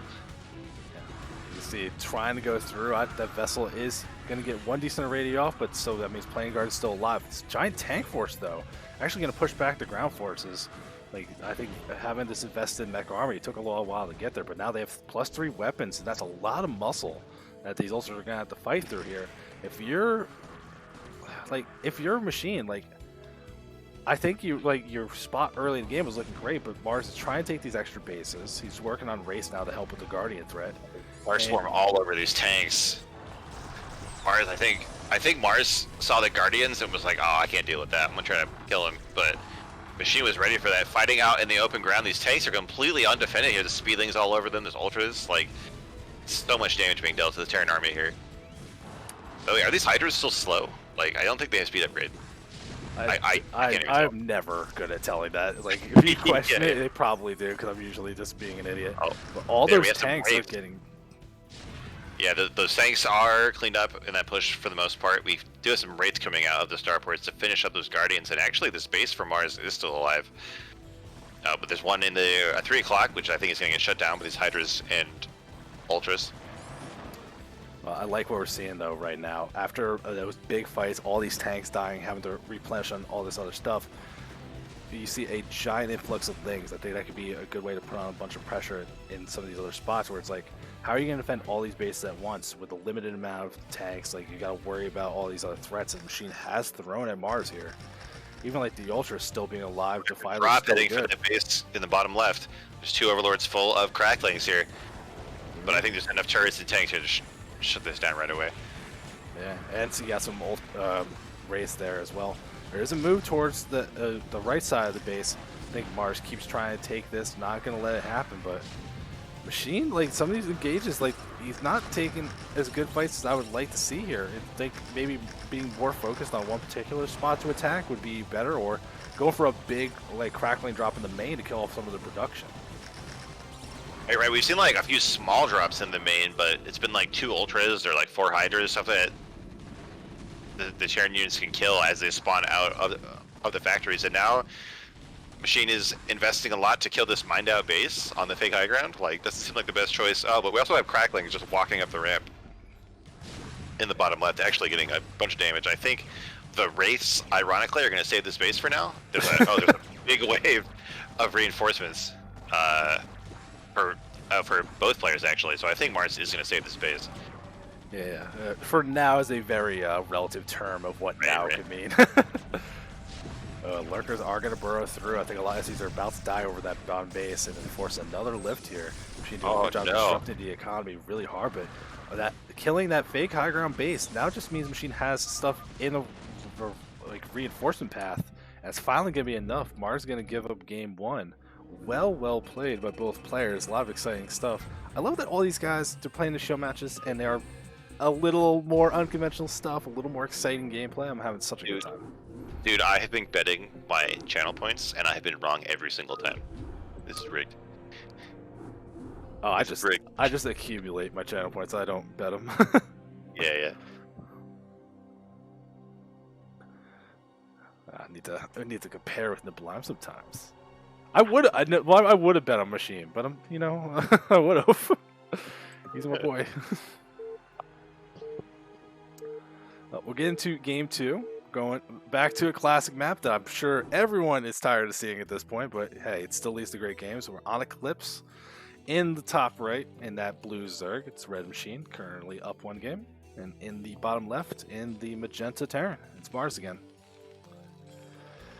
How you want to compare how you got? I got 47.3k with no betting at all, entirely from just watching while I cast. Yeah, Cold's fucking rich money bucks over here. Jeez. Yeah, I'm the 1% of channel points. Well, it seems like I don't think we're gonna see any 8 racks or anything here in game 2. I mean, that'd be cool. Oh yeah, I'd be all over that. We saw Niblime do 8 racks in his games on Thursday. It was pretty clutch. Oh, I think we are going to see Maars wall at the natural here.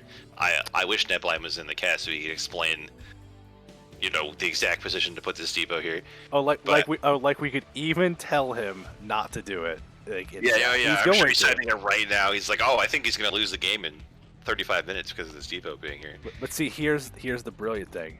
If Niblime is wrong, it's like, you're really criticizing Maars? You're going to criticize Maars about what he's doing. Oh, that would be so good. I would love to see that happen. It is looking like we are going to see another hatchery first Machine, as to be expected. This map, I think the mute play was fine, but if you wanted to try something else different on this map, I think you have a lot of opportunities to do 3-hatch play if you would like. If you want to go lurkers instead, I think there's just a lot of things you could do on Eclipse especially. So we'll see what Machine wants to go with this time. Yeah, definitely. I always thought that this wall at the natural thing was for mech, because like you can get away with like 1 Marine, but we don't see the like gas yet. It seems like Maars just wants to be extra safe, even if he is still going for the standard bio build. Yeah, I can't say I like that. If you're not doing it for the particular reason, like for mech, where it makes sense, I think it's free stuff that can get killed if it ends up being lurkers or if there's like a lot of lane pressure, and it's just gonna make moving stuff around later a pain in the ass. I think Terran should just wall off more. Like I've gone on record by saying I think Terran are really greedy if they don't wall off. The biggest one that tilts me is the ones that skip. It's like, no, I'm not gonna build a bunker. It's too rich for my blood. It's like, yeah, 100 you maniacs. Like, too much to Anyway, we have the scouting SCV in the base of machine, seeing everything again. Looks like a 2-hatch build. Gonna get this lair ASAP. I'm just keeping an eye on the chat. I'm gonna give Sublime a good look at that wall if he has comments. Yeah, but he's too worried about his points. We have the command center coming down from Maars, and the second gas setting up the eco very well for the Terran player. Yeah, lair on the way, but the SCV has not been killed off yet, so should see it. Finally, some lings are going to spawn, try to encourage this. And ooh, look at this. Nice eBay coming out here. I think this is going to be some kind of mech play, right? Because we don't see the second barracks yet. It's eBay before the academy. You get in this refinery. I think it's a weird path to get there, but like it probably is going to be some kind of. I don't know. I feel like it's probably going to be like I think it's more likely to be like the 5x plus 1 or something rather than be a mech build. You get the early eBay, right? Because like you're nowhere near needing the turrets yet. So I think it must be for the fast upgrades. I don't know why he would go for 5x plus 1 here. Like I thought that 5x plus 1 was better for 3-hatch. I don't know if he thinks it's 3-hatch or something. Yeah. Or if it's like because he's got the good defensive position, he feels safe going for it. I don't know. I mean, we'll see what the choice ends up being. Yeah, we do see the bio upgrade coming out right away, followed by the academy. So I think it's this. So this style for Terran, it takes longer to get ready, but when it is ready, it's much beefier than the traditional Tier X academy. Yeah, but like as we saw last game, it's not like he wasn't willing to go for the 2-hatch Spire. He wasn't willing to lean into the mutas a little bit. So with the scout seeing all of that, I'm very surprised to see Maars make this decision. That's why I was like thinking, like, oh, maybe it's something weird and fun, but I mean, I think it's just going to be in a little bit of a rough spot. We'll see how things do play out, though. If Maars can get out of this unscathed without taking too much damage, I think it'll be pretty potent. Just getting to that point is going to be difficult. We also have the third hatchery for machine being built in the main rather than at the third location. Like, it's weird. This is like, I don't know what they're scouting to make them deviate like this. Maybe that's just how they play on this map. I think these players have played each other a lot, like in BSL and just in general. So maybe there's like a mind game going on that we're not privy to. I wonder if they're worried about, because if you took like the hatchery up at the 12 and you have like you're gonna really lean to the mutas beyond the map and everything, there's 2 points of attack, so you would need more sunkets, more static defense if you want to. Yeah, maybe. Like, I want to be on the map and not have to worry about having to come back home. It was turtle everything up together, make it easier to defend. The only thing I could really think of. Maybe, yeah. Well, we're gonna see what's happening. Both players are just building up. So far, those mutas are about to spawn. We actually do need to see turrets. There we go. And we're seeing turrets going up in the natural. I just like it in a TvZ when the Terran has the timing so well down that the turrets finish like as the mutas come in their base. I feel like it just shows like how well they understand the matchup. Yeah, it's always anxiety. You're like, oh no, because what I gotta do is make one little mistake here. We are getting that next base from machine. It's not gonna be at the 12 though. Gonna be taking the bottom corner instead. It is a little bit more out of the way. I think this seems pretty reasonable. Mutas are gonna dive in. There's a couple turrets made. No repair immediately going down, but doesn't want to force the issue too much. Takes a little bit of damage, but I don't think he actually lost any. I think he shot his barracks for some reason. There you go. Okay, he did manage to lift it off correctly. Get out of the map, try to threaten Zerg to pull the mutas back. I feel like the potential weakness of Maars' build, I feel like that period of time has passed. The mutas aren't able to brutalize him too much. It is only 4 barracks, so I guess less all in. I don't really know what the math on that is. But like this is a very large force of bio. There's gonna be 4 barracks making more stuff at home. I think this is gonna force the mutas to deal with it rather than just remain in the Terran base. can see that because they're moving out in a straight line, managed to pick off some Oh reinforcements. no, the conga line. Yeah, it's good for Machine to at least find some kind of opening. This is a good way to slow things down. And you see Lurker Aspect and Queen's Nest in production, so going to be able to move towards that. A bunch of mutas flying down though. Yep. We do see the third base for Zerg in the bottom right. Oh, and Maars just scanned it right as I said it. So Maars knows about it. If he can get there before there are lurkers, and actually there won't be lurkers because we have a Queen's Nest and no Hydroden. So potentially seeing crazy Zerg here, or at least just a fast defiler with no lurkers. We have a second group of bio heading to that third base. I don't know if Machine can deal with this. Like, there's not enough mutas to fight these Marines head on. There's no sunks at this third base. There's no lurkers. Like, I think this third base is dead. Yeah, definitely see like there's some pressure. Even scanning again knows for sure it goes stem. Not even give it less time to come and reinforce. They're gonna go up there. Lynx do see what's going on. You see there is drones. They were gonna get transferred. They turn right around. The Muse are gonna try to defend this though, I think, or at least kill them on the retreat. But I don't know about that. Ooh, that second stem might have done some damage. But like Maars is ready to just turn around and focus fire on these mutas. So even if these Marines go down, they've killed this base. They've killed a bunch of mutas. Actually, mutas are just going to leave rather than deal with that. So if Maars can kill this base and keep all this bio alive, that's a huge victory. And and sorry, we even have lurker aspect now. Or just lurker. Oh, there's the den. It was hiding behind the gas. I literally lurker aspect was a while ago. Yeah. Oh my god. I thought when he did that because he hid the behind the gas. No, he did that before the calling me out. It's all good, man, dude. These games is hard to see everything that's going on. I know exactly the feeling. It is 2 starports going into Science Vessel production, so Maars going into that full normal SK. So I think after killing that base, it slowed Machine down, especially since that third hatchery wasn't taken at another base. Now he's going to try to take it now. Looks like there was a Marine. I was trying to scout it out, see what's going on. Yeah. Nope. Shot down. Yeah, I do like this though. Maars sending scouts all over the map, trying to make sure there's no hidden bases. And like, if you see that it's like 9 minutes and they're just doesn't have their third yet, you're gonna feel really good as Terran. Like you're getting your vessels soon. You kind of shut down the mutas. Like this is way ahead of where you are normally in the game. Yeah, Radiant on the way as well. So with the Hive just finishing now, the Fireman hasn't even been started yet. I think Maars gets one good scan, sees how behind the tech is in comparison to where he is, and think that might trigger some kind of move out. But he's really building up back at home, adding on some more barracks as well for production to get up to that 5 worth. And keep these upgrade going as well. Doing a great job with this game so far. Gonna go up to 1-1 and be able to keep going off his 2 E-base. Right. Looking very good for Maars, developing very well into the late game here. Machine to pull in a Cavapoo, 10 drones at once. Once it kind of accelerates, like, well, if I don't get punished, then I didn't get punished. Right. Oh, we have Maars taking a quick third base of his own here. So both players definitely leaning into their macro. We're going to see another long game. And I'm pretty excited for it because Game 1 was pretty sick. Doesn't seem like we're going to see that mech switch here, but both players definitely have the chops to play a long game. Yeah, I agree with that one.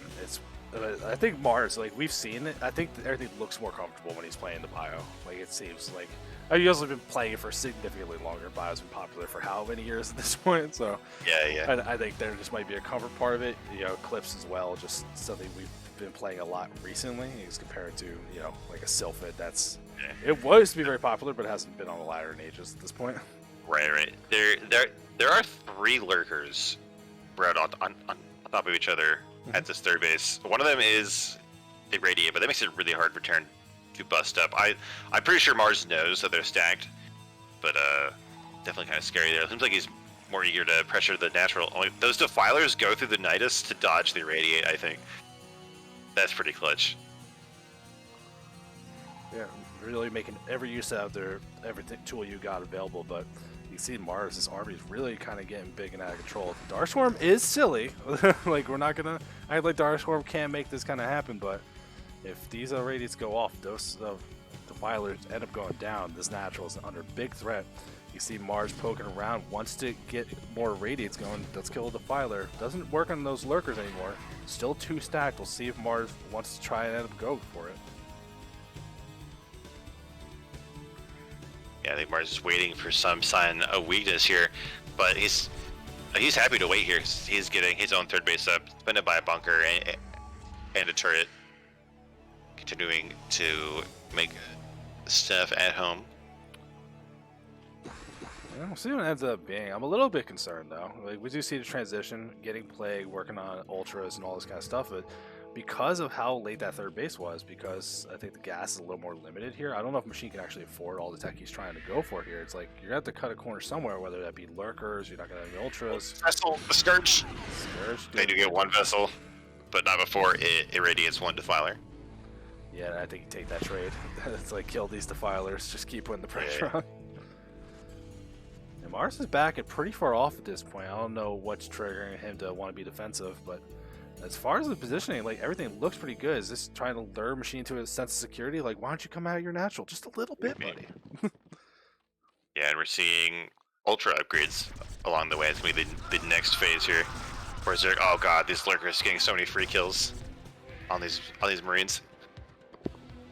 Oh, this Defiler definitely wants to Plague. Oh my god, like on every unit.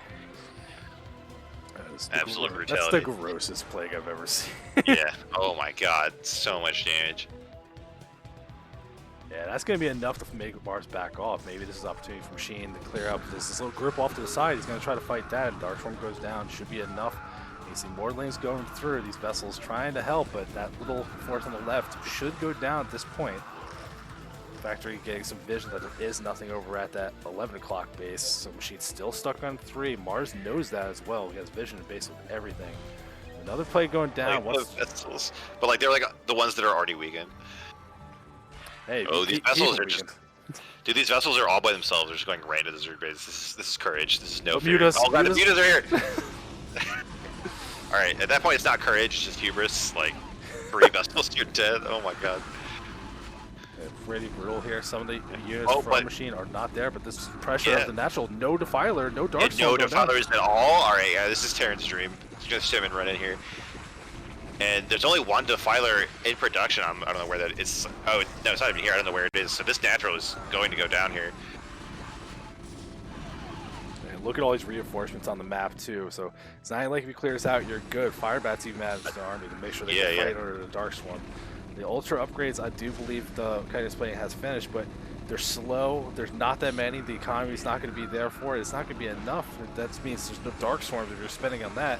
It's Bio just tearing through everything. It looks like Maars is going to even up the surface.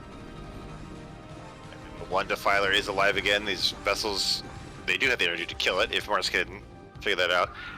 There you go. But Machine just taps out, and we're going to another game 3. And I finally won a bet, baby. Let's go. Oh no, he has tasted success. This is the downfall. Yeah, this is where my spiral into gambling addiction starts. Well, we got 1 final game, and we're on Polypoid. It's not Fighting Spirit, but another 4-player macro map. Feels pretty good to go and play on these. I've been having such a good time watching all these series. And guys, remember, if you're liking what we're doing, you can spread the word a little bit, get us some more awareness. But the big thing you should be looking for is that team reveal tomorrow. Make sure you're hanging out. That'll be with some of the staff, with Arkeagi, probably on his stream as we usually do. But it's going to be a good time. For now, though, 1 final game. Hopefully it's epic. We're going to finish it off right. On Polypoid, in the bottom left, the blue Zerg. It's Red Machine. And in the top right, in the magenta Terran, is Maars. You know, I think we think it's loser's choice for the map, right? I believe and so. Like, given how good it is for 2-hatch Muta, I can't believe it's not butter. Did you really want to just say that line that bad? Yes.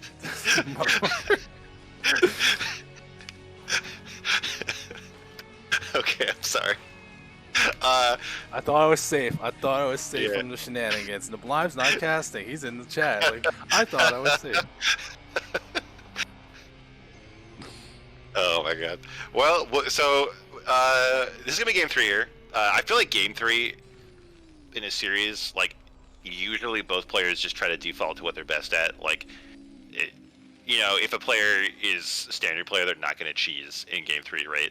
Like, if they're a cheesy player, they're definitely going to cheese in game 3. But I think we've seen both players like really lean into their macro and into their like late game strategy. So I think we're definitely going to see that again here.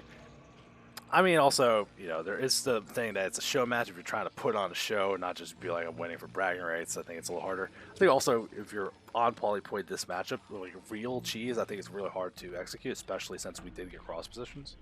If we were talking about a Pro Dash player, maybe. Never know. But I think in this matchup, you're going to be a little bit more leery of it. Now, if there is a difference in the builds, that would be a different thing entirely. I think this could be an opportunity if you wanted to pull out that kind of Goliath build. Maybe throwing it out now wouldn't be a bad idea. If you want to do a 3-hatch play instead of a 2-hatch play also, I think, you know, keep your opponent guessing. But if you want to stick to your guns, just do what you've been doing. There's nothing wrong with that at all. Right. I mean, like, there's definitely potential to shake it up, but I just feel like these players are not the shake it up kind of players. I mean, I would say Maars' builds from game 1 to game 2 are very different. Yeah, but okay, sure, yeah. Yeah, let's just move on. Rather than talk about the same thing over again. Seems like it is looking more like well, I guess they both did the same opening. Actually, they have an SCV blocking the ramp. That's interesting. I don't know what that signals for the Zerg, but like it looks very standard at home, right? It does, but that looks suspicious. It's like, why don't you want me to see? What are you doing that you don't want me to see? That might be a little bit of the I don't want you to see if I have gas or not. Does try to move out here, taking that CC. I think that does kind of help because, you know, if you're mining gas, you really aren't affording a CC this quick. These Marines really trying to push this drone off, not let them confirm anything. Love how proactive we're seeing Maars be. Has an SCV in the base, confirms another 2-hatch layer. Yeah, both players ready to get into the standard game here. No weird wall this time. Oh, we do see a second barracks. They're not going to be that early eBay for the upgrades this time. So Maars, yeah, Maars is doing something like just a bit different in each game. Yeah, this one's looking a lot more standard for if you're expecting 2-hatch Muta, how to play against it. So, you know, this is much more what I'm expecting. You get 2 racks. It's going to be an academy at some point. You know, kind of build up the forces you're used to. But I mean, we've seen the way he moved his bio around, the way he chose some engagements. I think Maars feels pretty comfortable with this, so I'm not worried about that at all. Lanes do poke forward, the bunker finishes, and enough DPS. We'll see that the CC is nearing completion, but not going to be able to do anything about it. Yeah, just like I think game 1 it was, we saw the bunker get up right as the lane showed up. Nice touch there. Again, we're going more Spire play for Machine, so really liking the 2-hatch Muta play. That's awesome to see. Love watching the build. Just again, I was a little bit surprised. I didn't think that'd be his style, but if you can make it work, and we've seen it do pretty well in the first game. Second game, a little bit harder, but I think the early game from Maars was harder to deal with anyway. Machine is going to have a drone going down to the bottom right, going to take that main base. That might be coming as a little bit of a surprise on Polypoid. Yeah, so this is kind of like the curse of cross positions for Zerg. Like, you want to expand farther away from the Terran, but if you spawn cross, your bait base is the farthest possible base. So you have this weird thing now with a third where it's kind of like equally distant from both players. It makes it a bit harder to defend.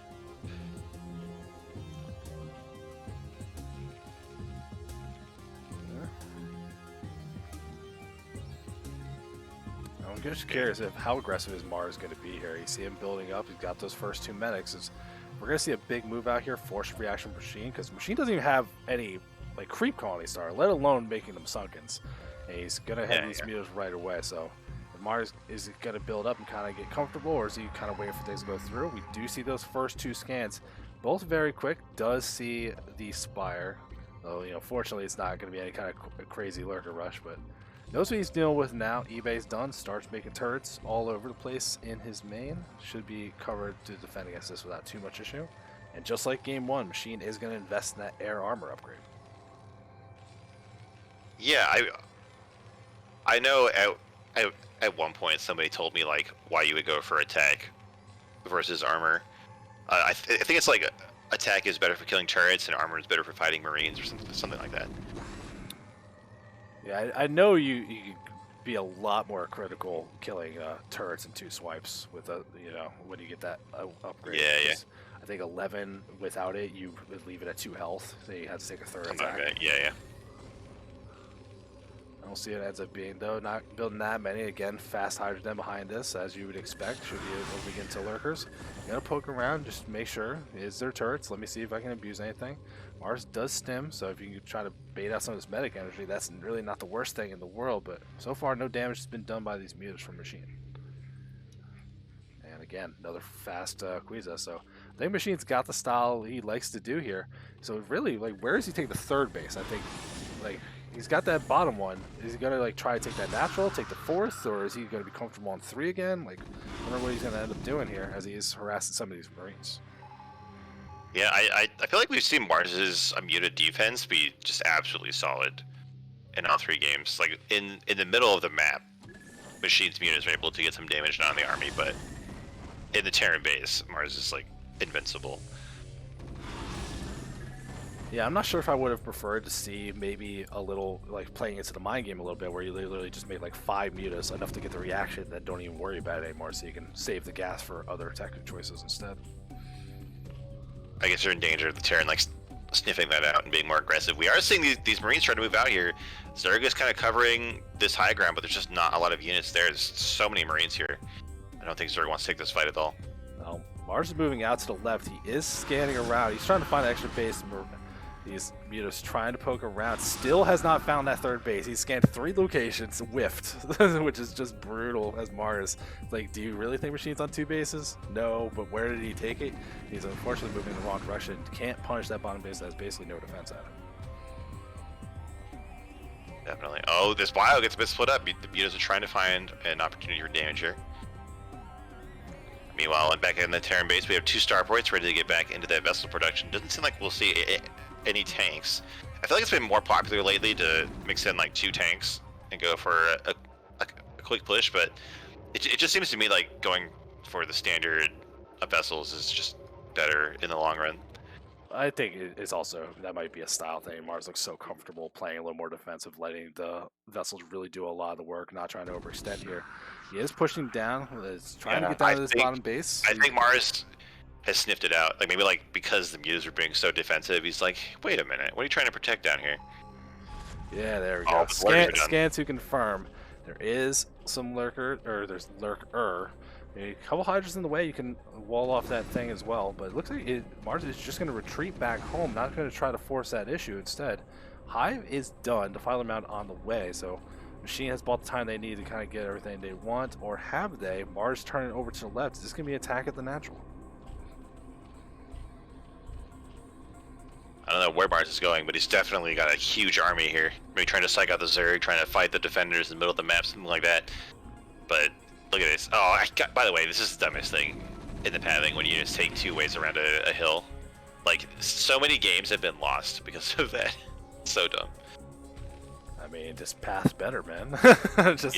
Just fix the AI in this game. No big deal. And I think Maars not trying to force anything here. Just there are a couple overlords on the map, take the free damage where he can. That will slow down Machine, put him in the red. But Ultra's on the way, as we've seen. Like, the game plan from Machine seems to be following the same suit. The bio upgrades, he's got 2-1 on the way versus the armor of. Actually, the armor's a little bit behind compared to what we were seeing before. There's no armor done yet, so Maars is actually ahead on the upgrade. He's going to be in a good spot then against these ultras if he transitions too quickly. Right. Man, Maars has been pretty solid on these upgrades. Which is definitely a huge point for Terran. Just Marine skills so well. Marines scouting out some of these other bases, making sure Machines stayed in that bottom corner, not really trying to make sure it's not going to be 4 bases that are being caught unaware. Maars still pushing around, not trying to attack that base. I know when you got a bunch of lurkers stacked up, it's scary. You don't really want to force the issue, especially now with Nidus. Like, as Maars, like, how do you feel comfortable really attacking anywhere? He's just moving so slowly around, and it's still, Machine has to play in the dark. He can't get anything done. Yeah. But I like there's at this third base, there's 3 lurkers stacked on top of each other under an overlord. Like you can't even irradiate it. Yeah, the most obnoxious crap. Exactly. There's 4 lurkers here at the natural. Oh, one of the vessels goes down again. Like these Scourge for Machine have been pretty good all series. I think he just consumed a Defiler by mistake in the natural. And the other Not sure what happened there. Yeah. Gotta go forward. Another vessel goes down. I think with that, Maars has to leave. Like, I don't know way you can get down without a vessel, or at least pull back. No, there's a little group of stuff down at the bottom, but between the lurkers underneath that and the Muse already there, that bottom right, I don't think that's the play you're going to attack for. Maars did start a CC. I think it's about to finish, so you should be able to fly that and get to their next step with the economy as well. But just like in the other game we saw, like, he's not getting a lot done. He's being very patient, but he's not overextending and putting himself in a bad spot. So I really like how Maars is playing patient, putting the onus on Machine to get something done. Which he's going to take that another base down at the bottom right. Maars has an opportunity if he wants to back row natural to punish that, but he's going to go forward instead. Lots of lurkers though do big damage. Maars might have made a misstep there. He's taking big damage, not getting too much done. And there's Dark Swarms. I didn't know what you were thinking you're going to be able to get done here, unfortunately. It does manage to kill some of these gas units for Zerg though with the Radiance. Keeps the vessels alive for now, but actually kind of leaves them behind. I hope there's no more Scourge. There's a drop in the bottom right. It bypasses all this front defense, but the Muse were already there. Bio trying to do everything it can. The dropship gets saved, leaving the Bio to die, but still not a bad drop. It gets a little bit of a distraction as well. That could be the opportunity to push forward here. There's only a couple lurkers up at the front. Yeah, no Defilers here. And the Nidus Canal was killed critically, so this bottom right base is going to be vulnerable for a while. Smart's going to have the wherewithal to take advantage of that. Still buying a lot of time though. Ultras are now on the field. They're about to have a speed upgrade. They already got the chitinous plating, and they're going to find some buy in the middle of the field, but without the speed, I don't think you're really trying to force that fight. Still, Machine has an army now trying to move into the map.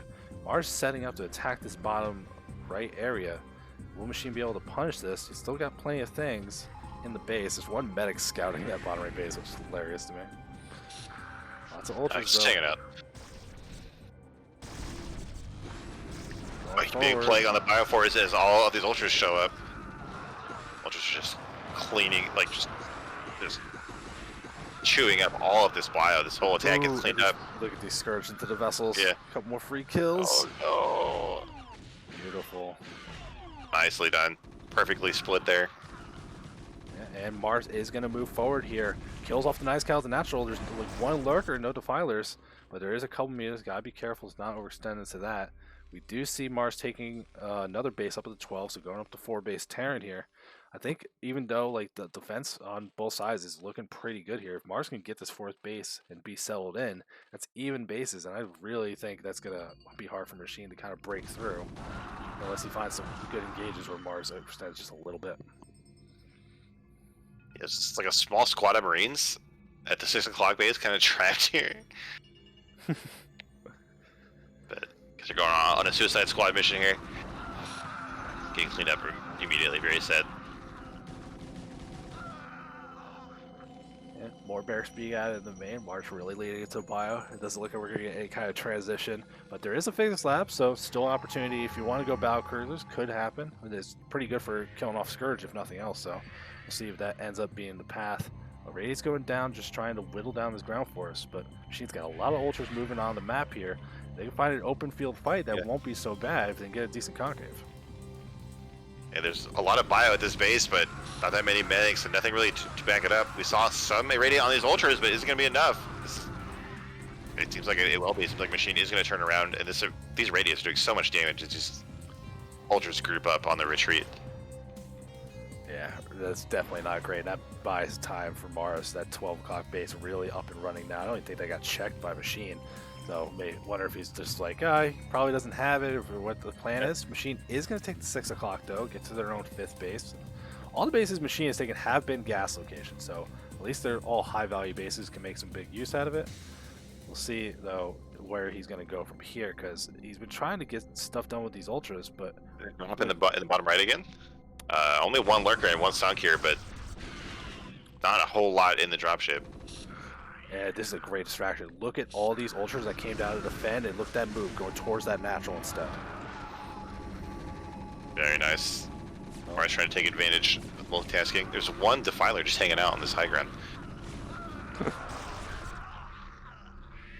All these vessels going ahead again, but they get picked off by some Scourge, but not before finding a lot of Defilers here to kill.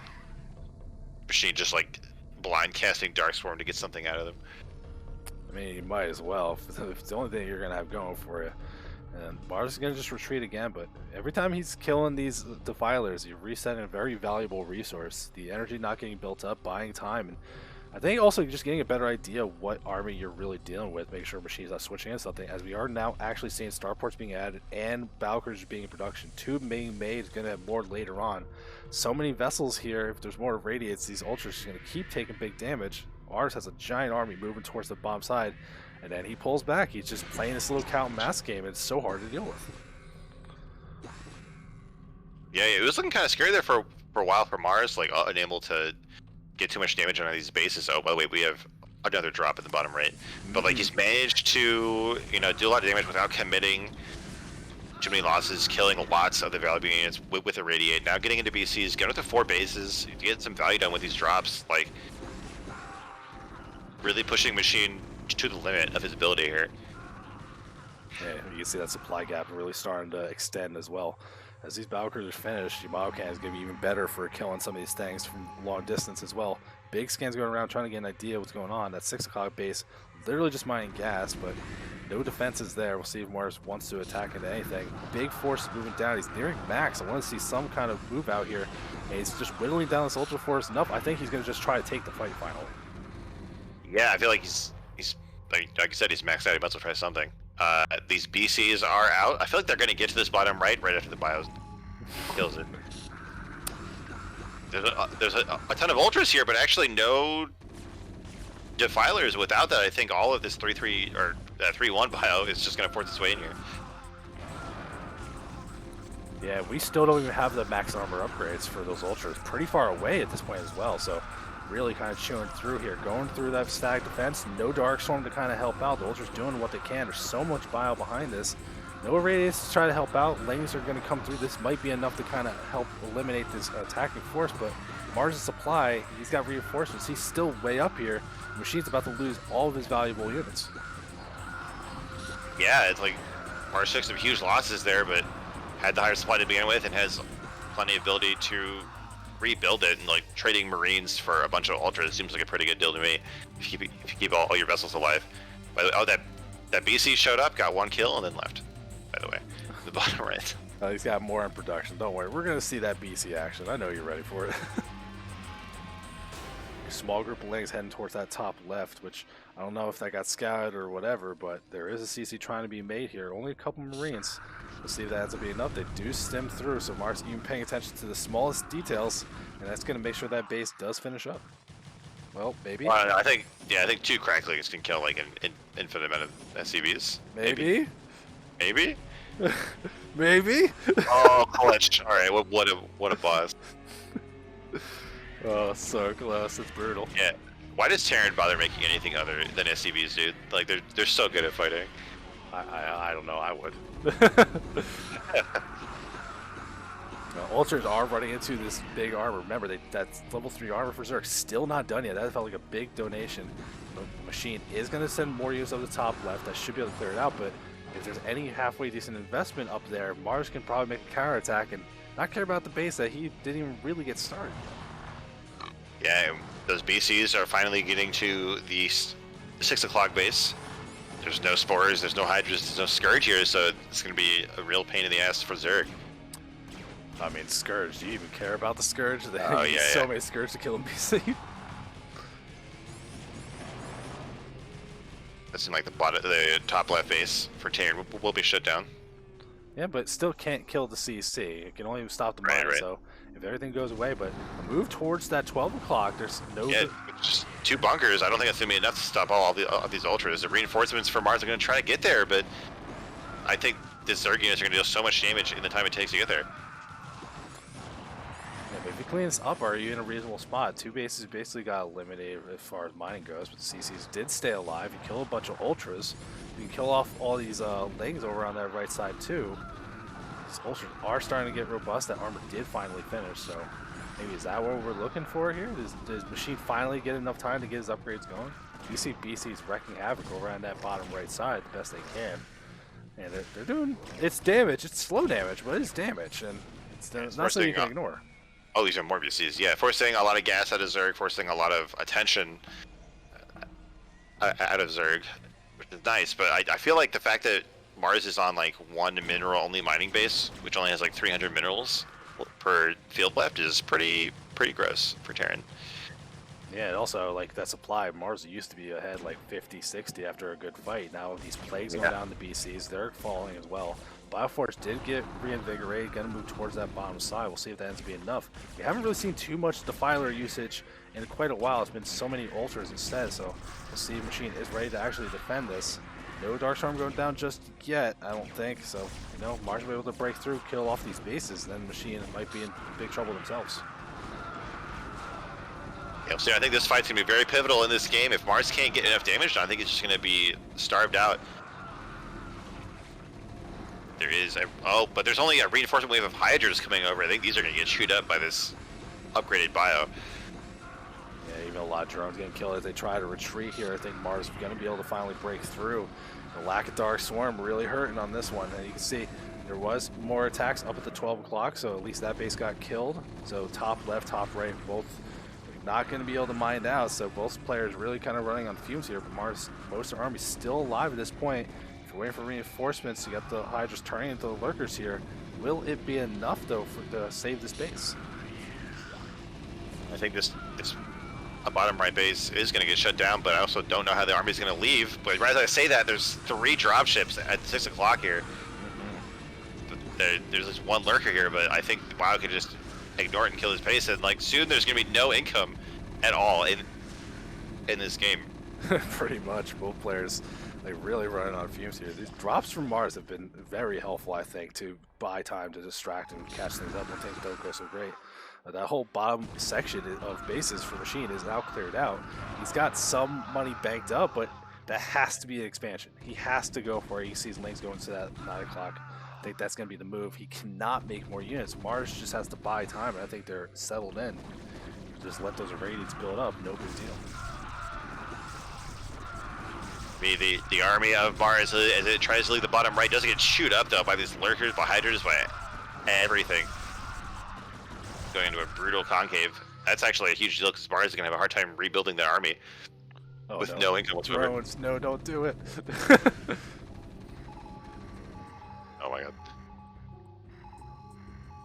I still got CC up at the top left. It hasn't been able to land, but at least it's available. If you can secure that area, it's not so bad. There is a new base taken at 3 o'clock by Maars, so we'll have some fresh income going in. Machine has to reinvest, and look at that money. It had not moved at all. It's been used to make a hatchery, and just barely anything coming in other than a little bit of geyser action. Dropship going into the main here. If you can kill off this tech, that'd be a gigantic move. Saw that Kakaru, I thought it was Scourge. But instead there's nothing here to stop this drop. The Defiler Mound gets targeted right away. Some links pop, but they're rallied elsewhere. Oh, but it distracts the Marines from killing the Defiler Mound. No. Come back, focus! Well, they're still getting plenty of drone kills, forcing the entire remaining Zerg army to come back to the main. Buying time for Maars, hopefully, to land these command centers and start mining again. There's one ling at the 12 o'clock base. Hopefully something comes out to deal with that. I think there's a giant opportunity there. You either killed the Defiler Man or the Ultra, like probably both, honestly. You cannot invest in this tech again as Machine. You could look at his money, 1965. It's so low at this point, 13 drones. All that focus, like I saw Maars scan around a whole bunch. If he knows how bad the situation is, he can just put everything to make sure the 6 o'clock doesn't get online. But as is, like they're in a great spot. They got a fully mining base working. That mineral did finish up, but if they clear off any of these top sides, like Maars is gonna be well ahead on economy. The Machine's gonna have to figure out a way to get back in this. Yeah, but Maars actually has to actually mine with these bases. Just one ling at each base, shutting down 100. Oh, never mind. I didn't see the 3 o'clock base at all. Yeah, so Totally might have going on for Terran, but my bad. It's like that. It's like that den in the last game. Here Yeah, comes well, the yeah. big move. I think this ramp, I think Terran's fine. Yeah, you're not walking up that. Big Plague, though, and a Dark Swarm. Maybe that's going to be enough. You can get up So in many there. radiates Hydras and the aren't drops doing anything. fly right past. Why would they get picked up by skirts? No, nothing from that drop survives. Oh, but Zerg forces his way up the ramp here. Oh my god. Ultra doing so much damage with this irradiate. Like, Plague plus irradiate is just brutal for both sides. Oh, that would be actually the best move right now for Maars. Just go down to the bottom of racer those drones. Yo, yeah. That'd be brutal if we ended up seeing that here. But both sides, the economies are just in bad shape. But Maars still has 9 barracks to produce out of at least, or actually 10, even better. So he's going to be able to make the units. He's going to be able to keep putting the pressure on Machine running on fumes. It's like, what do you prioritize getting? I guess Defilers, but you need Scourge and Lurkers. Like, you need all this stuff. How much can Darkstorm really do for you? You don't even Nidus at this base, unfortunately. I don't know. It's going to be very difficult. And there we go. More raids. The defenders of this base. Yeah, yeah. I wonder, like, what is the cheapest unit that you should kill with an irradiate? I mean, at this point, anything above a freaking Zergling feels okay. Yeah, I guess. Alright. It seems like Maars is having a rough time with these Lings that have showed up at this base. Maybe still has enough to muscle through here, but this is like a big gamble for Maars because his army is so weak now. But I think it is enough. Machine is trying to pull back. So radiate on a Ling actually puts a bunch of damage on the drones. So apparently, no, there is no unit that's too cheap. Defiler's going to show up, another big plague. If you can whittle down some of this army, that's not so bad. That does get the Defiler radiated. Machine does have money, did get up a base up at the 9 o'clock. So a lot of this focus down on the bottom side did yield a result. Machine still has recovers. Get a bunch of vessels. Yeah, I watched that. That's a big deal. Yeah. And finally, that Ling at the 12 gets taken off, so Maars is going to be able to reclaim that second base. Marines rush over to this 9 o'clock. There's no defense at all. Oh my god, yeah, I didn't even see that. All these drones are going to go down. Yeah, that's enough. Machine taps out. What a bloodfest of a game. For game 3 there. That series in general, I know tonight planned that one to be the last one on purpose, but that delivered. That was a great series between the two of them, going all 3 games. Even just like all the series in general, that was a very good time. Yeah, these were all good games. Yeah. Well, I mean, okay, so the one with the nukes was a bit memey, but everything else was really good. Hey, we're here for the memes too. StarCraft is a game about fun as well. Exactly. But yeah, as far as this goes, the Coach Show matches, we always do these occasionally. These are always super fun, especially to get the new season warmed up. Remember, team reveal is tomorrow. That's going to tell us about the teams. We're going to talk about the maps. We're going to talk about all this kind of stuff, and maybe get some insight on some of these other coaches that we didn't get to see today. As far as the matches we saw, though, I'm so thrilled that I had a chance to cast this with you. Oh yeah, this is really good. Yep. So I think though we're done for now. We'll see you all tomorrow because I mean, what else are you going to be doing? It's the weekend. You can join us, and we will call it a night. All right. Thanks for watching, everybody. Yep. Stick around. We are going to find someone to raid, but other than that, see you guys tomorrow.